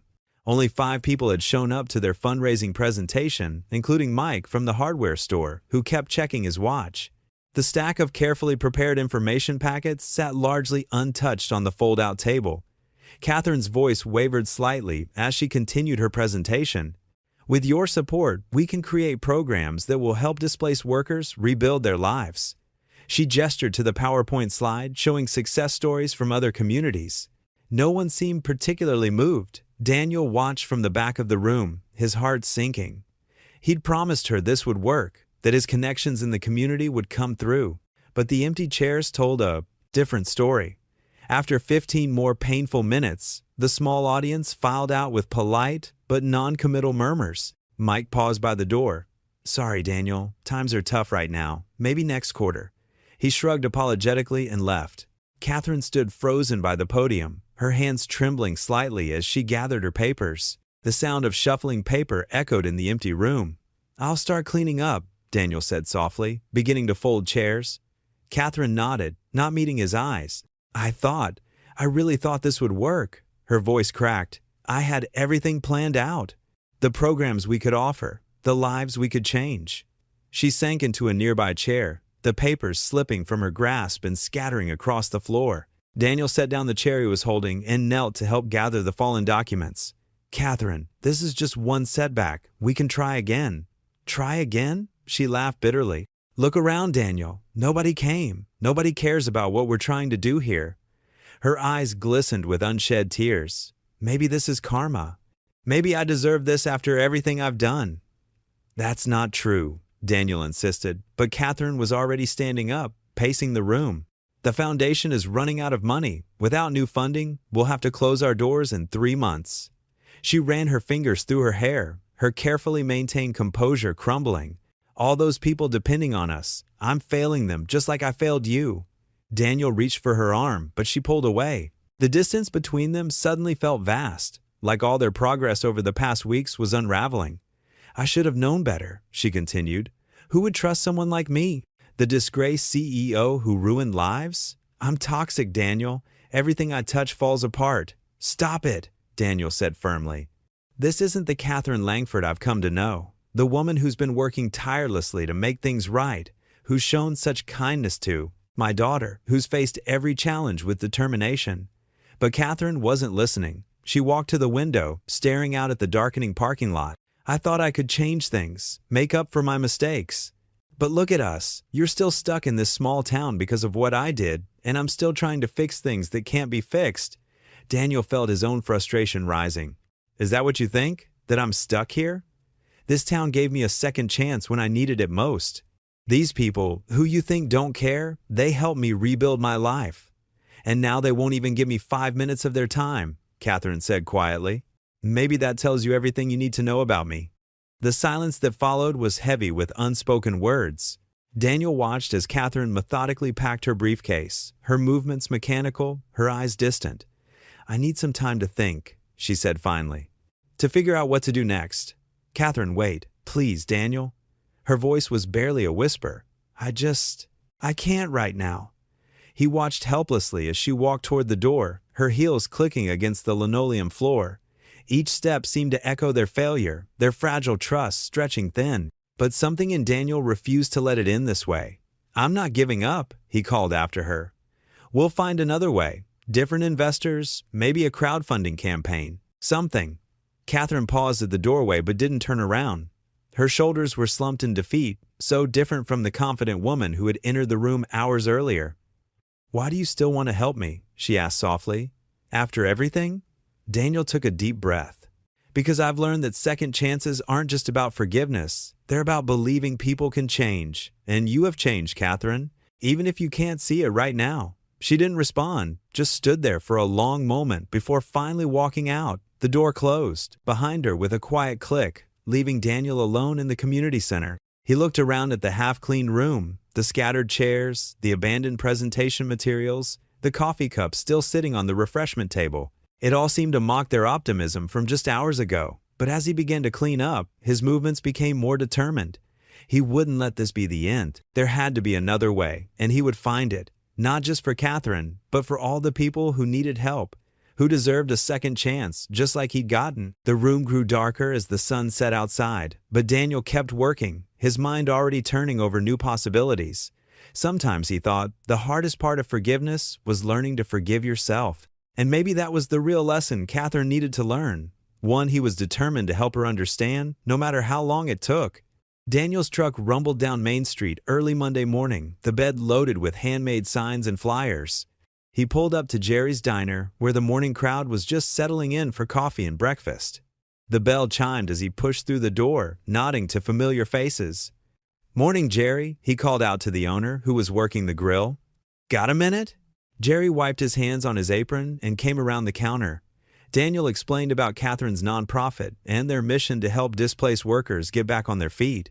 He pulled out some flyers, showing Jerry the programs they wanted to implement.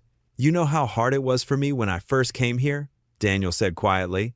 "There are lots of folks going through the same thing right now." Jerry studied the flyer, then looked up at Daniel with knowing eyes. "This have anything to do with that woman staying at your place?" "Catherine's trying to make things right," Daniel replied. "She's changed, Jerry. I've seen it myself." After some consideration, Jerry nodded. "Put up your flyers. I'll talk to my suppliers about donating to your next event." Throughout the day, Daniel visited every business in town. Some people were skeptical, but many remembered how the community had helped him years ago. By afternoon, he had commitments from the hardware store, the grocery, and several other shops. Back at home, he found Catherine at the kitchen table, surrounded by paperwork. Her shoulders were slumped, but she straightened when he walked in. "How did it go?" she asked, trying to keep her voice steady. Daniel smiled. "We've got 7 businesses on board so far, and the church agreed to host another meeting this Friday." Catherine's eyes widened. "Really? After last time? People here believe in second chances," he said. "They gave me one when I needed it most." Over the next few days, they worked together preparing for the meeting. Catherine practiced her presentation while Daniel helped her simplify the message. Lila even pitched in, creating colorful posters with before and after stories of people the nonprofit had already helped. Friday evening arrived, and the church basement slowly filled with familiar faces. Daniel noticed Catherine's hands trembling as she arranged her notes at the podium. The turnout was better this time, at least 30 people, including several business owners and community leaders. Catherine took a deep breath and stepped up to speak. But instead of launching into her prepared speech about statistics and programs, she paused. Then she did something unexpected. 10 years ago, she began, her voice soft but clear, "I made a terrible mistake. I was so focused on corporate success that I forgot about the human cost of my decisions. I fired good people, including someone in this very room, because they didn't fit into my vision of progress." The room grew still. Daniel felt his chest tighten as several people glanced his way. "I lost everything," Catherine continued. "My company, my reputation, my sense of purpose. But that loss taught me what really matters. This nonprofit isn't just about helping displaced workers. It's about redemption. It's about recognizing that everyone deserves a chance to rebuild their life."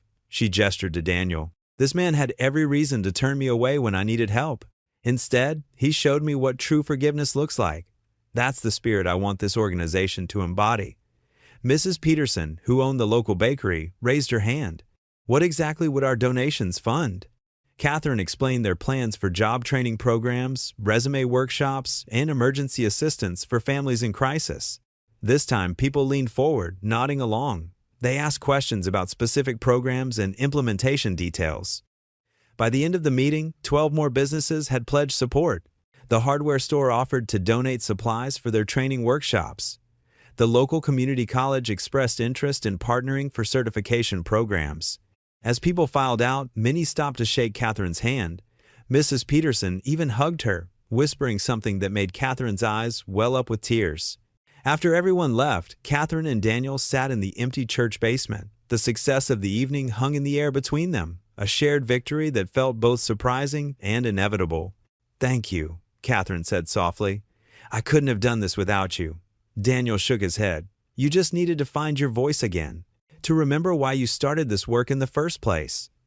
"It's more than that," she insisted. "You helped me see that my past mistakes don't have to define my future, that there's always hope for change."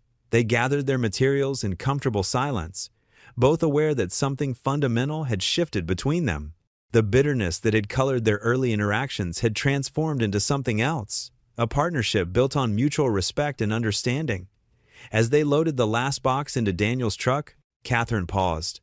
"You know, when I first started this nonprofit, I thought it was about making amends. But now I realize it's about something bigger. It's about creating the kind of community I wish had existed when everything fell apart." Daniel nodded, understanding exactly what she meant. Sometimes the path to healing led through helping others heal too. Morning sun streamed through Daniel's kitchen windows as he prepared breakfast. Coffee and pancake aromas filled the air while Catherine reviewed nonprofit paperwork. Their comfortable silence showed how far they'd come since the accident. "These numbers are amazing," Catherine said, looking up with bright eyes. "The community center program is helping twice as many families as projected." Daniel flipped a pancake. "People here look out for each other. Once they understood your goals, they wanted to help." Catherine traced her coffee mug's edge. "I never thought I'd find this purpose again. After everything fell apart, I was so focused on success that I forgot what really matters." Daniel placed pancakes before her, studying her face.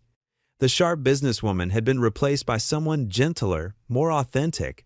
Designer suits were gone, replaced by casual clothes reflecting her changed heart. "Sometimes we have to lose everything to find what we're looking for," he said. "Like when you moved here?" "Yeah. It wasn't easy, but starting over taught me what strength really means." Lila's footsteps interrupted them. She appeared dressed for school, backpack over her shoulder. For weeks, she'd watched her father and Catherine grow closer, distrust gradually giving way to something else. "Morning, Dad," she said, then smiled at Catherine. "Morning, Catherine." "Good morning, sweetheart," Catherine replied warmly, though Daniel heard uncertainty. She was always careful with Lila, aware of the teenager's complicated feelings. Lila grabbed a pancake and sat between them. Instead of eating, she seemed lost in thought, playing with her fork. Finally, she took a deep breath. "I've been thinking about everything since you came here." Daniel set down his coffee, giving full attention. Catherine sat still, waiting. "At first, I was angry," Lila continued. "I knew what happened before, how Dad struggled after losing his job. I didn't want to give you a chance." Catherine nodded without defense. "That was completely understandable, but I've been watching you both. I've seen how hard you've worked to make things right, not just with the nonprofit, but with us." She turned to her father. "Dad, you smile more now. You're different." Daniel felt his throat tighten. His daughter's perceptive words struck deep. "What I'm trying to say is, I forgive you, Catherine. I trust you now. You've shown us who you really are, and I'm glad you're here." Catherine's eyes welled with tears. She reached across hesitantly, taking Lila's hand. "Thank you. That means more than you could know." Daniel watched them, feeling something shift inside. His daughter's forgiveness unlocked the last door in his heart. "She's right. I forgive you too, Catherine. Completely." The words hung powerfully in the air. Catherine covered her mouth, overwhelmed. Years of guilt seemed to lift from her shoulders. That evening, after Lila went to bed, Daniel and Catherine sat on the front porch. The setting sun painted the sky in brilliant oranges and pinks, casting warmth over the quiet street. Gentle breeze carried blooming jasmine scent. "I never expected this," Catherine said softly, hands wrapped around tea. "When my car went off the road that night, I thought it was just another disaster." Daniel leaned back, watching clouds drift across darkening sky. "God works in mysterious ways. Sometimes the worst moments lead us exactly where we need to be." "A second chance," Catherine murmured, glancing at him. For all of us, Daniel corrected, thinking of Lila's morning words. The three had each found healing unexpectedly. They sat in comfortable silence as sunlight faded. First stars appeared, twinkling against deepening blue. Both felt the weight of their shared journey, from anger to understanding, hurt to healing, broken trust to something precious. The porch light flickered on automatically. Crickets began their evening chorus. These simple, small-town sounds felt like music to Catherine's ears, so different from her former corporate world's constant noise. "Thank you," she said suddenly, facing Daniel, "for giving me the chance to make things right, for showing me what real strength looks like." Daniel smiled, the kind that reached his eyes and erased old pain traces. "Thank you for having courage to change. It's not easy admitting when we're wrong." A car passed slowly, headlights sweeping across the porch. In that brief illumination, they saw each other clearly, two people who had traveled far from where they started, finding redemption in the most unexpected place. Catherine stared at her phone, her hand trembling slightly as she set it down on Daniel's kitchen table. The morning light caught the worry lines etched across her forehead. She'd just received news that could change everything. Horizon Foundation, one of the largest charitable organizations in the country, wanted to absorb her nonprofit. Daniel noticed her distress as he flipped the last pancake onto a plate. "Everything okay?" he asked, setting the breakfast down between them. I just got off the phone with James Anderson from Horizon Foundation," Catherine said, her voice unsteady. "They want to take over our nonprofit, full acquisition, complete integration into their organization." Daniel pulled out a chair and sat down across from her. "That's a big deal," he said carefully, studying her face. "What exactly are they offering?" Catherine ran her fingers through her hair, a gesture Daniel had come to recognize as a sign of her inner turmoil. "Everything we could want, really. Financial stability, infrastructure, nationwide reach. They'd keep all our current programs running and expand them to other communities." She picked up her coffee mug but didn't drink from it. "They'd want me to oversee the transition and then take a position as their regional director in Seattle." The word Seattle hung heavy in the air between them. Daniel's hands tightened almost imperceptibly around his own coffee mug. "Seattle," he repeated softly. "That's quite a change from our little town." "It is," Catherine agreed, finally looking up to meet his eyes. "The position comes with an impressive salary, benefits, everything I used to have back in my corporate days. It would mean security, stability." She trailed off, her voice catching slightly. "But," Daniel prompted gently, "but it wouldn't be this." She gestured around the modest kitchen, where they'd shared so many conversations over the past weeks. "It wouldn't be working directly with the people we help. It would be managing spreadsheets, attending board meetings, dealing with bureaucracy." The sound of footsteps on the stairs announced Lila's arrival. She walked into the kitchen, immediately sensing the tension. "What's wrong?" she asked, looking between them. Catherine explained the situation to Lila, whose face fell slightly at the mention of Seattle. The teenager had grown close to Catherine, often helping with the nonprofit's local projects after school. "You can't leave," Lila blurted out, then caught herself, looking embarrassed. "I mean, the community center project isn't even finished yet." Catherine reached out and squeezed Lila's hand. "I know, sweetie. That's what makes this so hard." Daniel stood up and began gathering dishes, his movements deliberate and measured. "Why don't we all take a walk after breakfast? Clear our heads a bit?" The suggestion was welcome, and soon they found themselves strolling through the town park. The morning was crisp, with autumn leaves crunching beneath their feet. They passed the community center they'd been renovating, Catherine's latest project to provide resources for local families in need. Catherine stopped in front of the building, her eyes taking in the half-finished paint job and the new windows they'd installed just last weekend. "When I started this nonprofit," she said quietly, "it was about making amends, about trying to right my wrongs. But somewhere along the way, it became about more than that." Daniel nodded, understanding in his eyes. "It became about connection, about being part of something real." "Exactly," Catherine agreed, turning to face him. "Horizon Foundation does amazing work, but it's all so institutional. Here, we know everyone we help by name. We see the direct impact of our work." They continued walking, passing familiar faces who waved and called out greetings. Each interaction seemed to weigh on Catherine's decision. Back at Daniel's house, they sat on the porch steps, the same steps where they'd shared so many meaningful conversations. Lila had gone inside to work on homework, leaving them alone with their thoughts. "Can I be honest with you?" Daniel asked, breaking the contemplative silence. Catherine nodded, wrapping her arms around herself against the autumn chill. "When you first showed up here, I thought I knew exactly who you were," he continued. "The ruthless executive who'd ruin my career without a second thought. But watching you these past weeks, seeing how you interact with the people here, how you've helped transform lives, including mine and Lila's, that's shown me who you really are." Catherine's eyes welled with tears. "And who is that?" "Someone who's found her true purpose," Daniel said simply. "Someone who's learned that the biggest impact often comes from the smallest acts of kindness." He paused, choosing his next words carefully.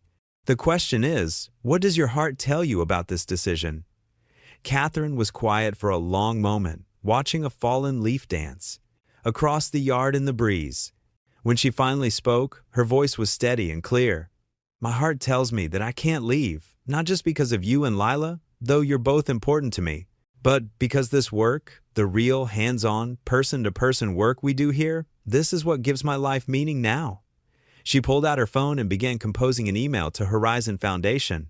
"I'm going to thank them for the offer, but decline. Our little nonprofit might not have their resources or reach, but we have something they can't match: genuine connection with our community." Daniel watched as she typed, a mix of pride and relief washing over him. "You're sure about this?"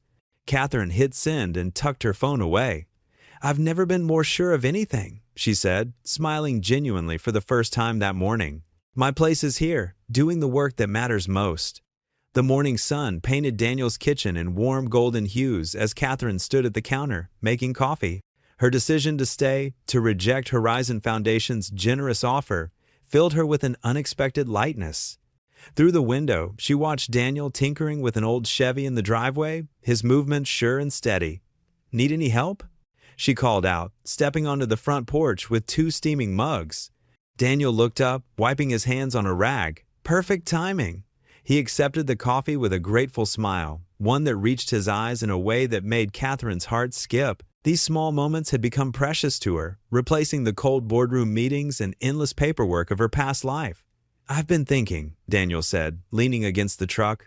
"The community center downtown, the one that's been empty for years, it would make a perfect headquarters for your nonprofit." Catherine's eyes lit up. "Really? But wouldn't the renovation costs be—" "I know some folks," Daniel interrupted, his voice warm with possibility. "Good people who'd be willing to help. Mike from the hardware store, Sarah who runs the painting business. They're all looking for ways to give back." They spent the morning sketching plans on the back of an old receipt, their heads bent together, coffee growing cold and forgotten. Catherine marveled at how natural it felt, working side by side with the man she'd once wronged so terribly. The past still lingered, but like an old photograph fading in the sun, its sharp edges had softened. Later that afternoon, they drove to the community center. The building needed work, broken windows, peeling paint, creaky floorboards. But Catherine could see its potential through Daniel's eyes. As they walked through the dusty rooms, their footsteps echoing, Daniel pointed out where they could set up counseling offices, job training spaces, a daycare center for single parents. "You really think we can do this?" Catherine asked, running her hand along a wall. Daniel turned to her, his expression serious. "I know we can. Together." The word "together" hung in the air between them, heavy with meaning. They'd come so far from that stormy night when he'd found her on the roadside. The bitterness that had once colored their every interaction had transformed into something else entirely: trust, understanding, and maybe something more. Back at home, they found Lila in the kitchen, homework spread across the table. She looked up as they entered, her face brightening. "How was the community center?" "It needs work," Catherine admitted, settling into a chair beside her. "But your dad thinks, we think," Daniel corrected gently. "We think it could be perfect," Catherine finished, sharing a smile with him. Lila closed her textbook, leaning forward eagerly. "Can I help? I could paint or organize stuff, or maybe help with the younger kids once it's running." The enthusiasm in her voice brought tears to Catherine's eyes. This girl, who had once regarded her with such suspicion, now wanted to be part of her mission. Daniel must have noticed her emotion because he squeezed her shoulder as he passed, a gesture of quiet support. They spent the evening planning, dreams and ideas flowing freely around the kitchen table. Lila suggested art classes for the kids, while Daniel mapped out the renovation timeline. Catherine watched them both, her heart full. This was what she'd been searching for all those years in the corporate world. Not power or success, but connection, purpose, family. As the sky darkened outside, Daniel ordered pizza, a Friday night tradition, he explained. They gathered in the living room, the box balanced on the coffee table between them. Lila regaled them with stories from school, her laughter infectious. Catherine found herself joining in, sharing funny memories from her own teenage years, while Daniel added his own humorous commentary. The simple joy of sharing a meal, of belonging somewhere, wrapped around Catherine like a warm blanket. She looked at Daniel, caught him already watching her with an expression that made her breath catch. Lila, noticing their shared glance, rolled her eyes good-naturedly.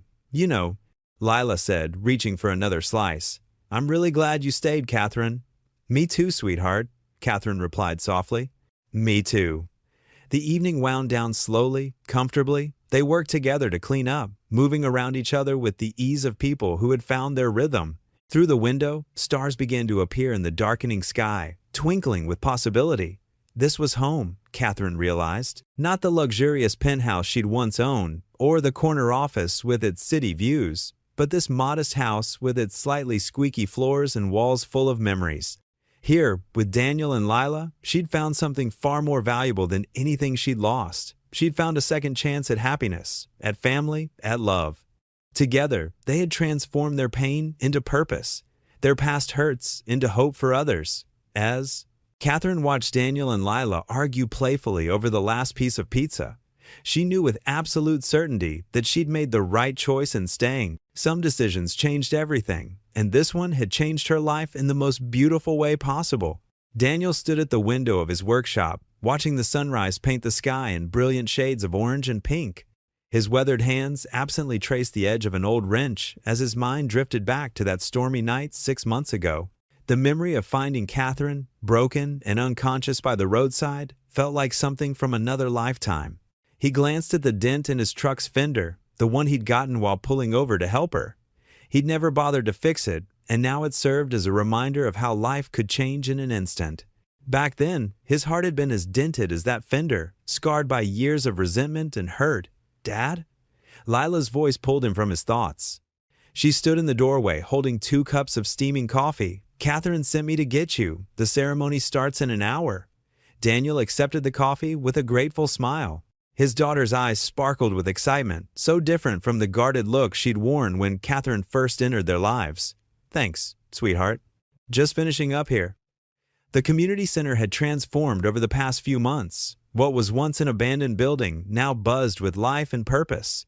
Daniel remembered the long days of renovation, Catherine in old jeans and a t-shirt, covered in paint, Lila organizing volunteer groups, the whole town coming together to help rebuild not just a building, but lives. As he locked up the workshop, Daniel caught sight of Catherine across the street, directing the setup for today's celebration. She moved with confidence, but not the cold authority she'd possessed in her corporate days. This was different, a warmth that drew people in, made them believe in second chances. "The banners aren't straight," Catherine called out to a volunteer, her laugh carrying across the morning air.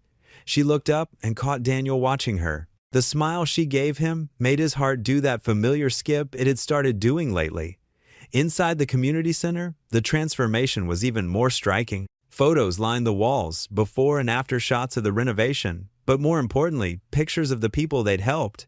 Single parents who'd found jobs through their training programs, kids thriving in the after-school center, families rebuilding their lives. Can you believe it? Catherine appeared beside him, her shoulder brushing his as they looked at the photos. 6 months ago, this was just an empty building. Daniel shook his head, marveling not just at the physical changes, but at the deeper transformation that had occurred. "Sometimes the best things come from the hardest moments," he said softly. The ceremony was set to celebrate their first major milestone. 50 families helped back on their feet, 20 new local businesses supported, and a community changed for the better. But Daniel knew the real victory wasn't in the numbers. It was in the way Catherine's eyes shone when she talked about their work. It was in how Lila had found her own passion for helping others. It was in the peace he'd found in finally letting go of his anger. People began filling the main hall, their chatter creating a warm buzz of excitement. Daniel watched as Catherine moved through the crowd, greeting everyone by name, remembering their stories. She'd come so far from the corporate executive who'd once fired him without a second thought. That woman would never have known the names of her janitor's children or spent weekends helping a single mom move into her first apartment. The ceremony began with Lila leading a group of kids in a song they'd prepared. Daniel's chest tightened with pride as he watched his daughter, remembering how she'd once been so hurt and angry about their past with Catherine. Now she was teaching art classes at the center, helping other children find their voice through creativity. Catherine took the podium, her voice steady but filled with emotion as she addressed the crowd. 6 months ago, I thought I'd lost everything, she began. My company, my reputation, my purpose. Then a car accident brought me to this town, to people who taught me that sometimes losing everything is just the beginning of finding something better. Her eyes found Daniel's in the crowd, and the look they shared spoke volumes. He remembered their first real conversation after she'd recognized him. The anger, the guilt, the pain on both sides. How different things were now. This center isn't just about providing services, Catherine continued. It's about second chances. It's about believing that our past mistakes don't have to define our future. And it's about the power of forgiveness to transform not just individual lives, but entire communities. After the speeches and presentations, Daniel found himself standing with Catherine and Lila near the refreshment table. Lila was excitedly showing them her plans for expanding the art program, her enthusiasm infectious. I was thinking, she said, maybe we could start a mentorship program? Pair up kids with local artists and business owners? Catherine's face lit up. That's brilliant, Lila. We could.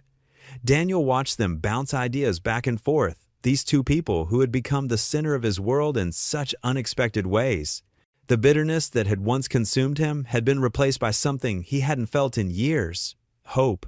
Pure, unlimited hope for the future. A small crowd gathered around them, sharing stories of how the center had impacted their lives. Catherine listened intently to each one, her hand finding Daniel's and squeezing it gently. The gesture felt natural, right? Like everything else that had grown between them. Thank you, Catherine said, quietly when they had a moment alone. For helping me see the beauty in starting over, for showing me what real success looks like. Lila joined them, slipping her arm through Daniel's. We make a pretty good team, don't we? The three of them moved to the large windows overlooking the town. The morning sun had given way to a bright afternoon, casting a golden glow over the streets below. Daniel looked at their reflection in the glass. His daughter, the woman who had once been his enemy but was now so much more, and himself. The man in the reflection looked younger somehow, unburdened. You know what I've learned? Daniel said, his voice thoughtful. Forgiveness isn't just about letting go of anger. It's about making room for something better. Lila leaned her head against his shoulder. Like family?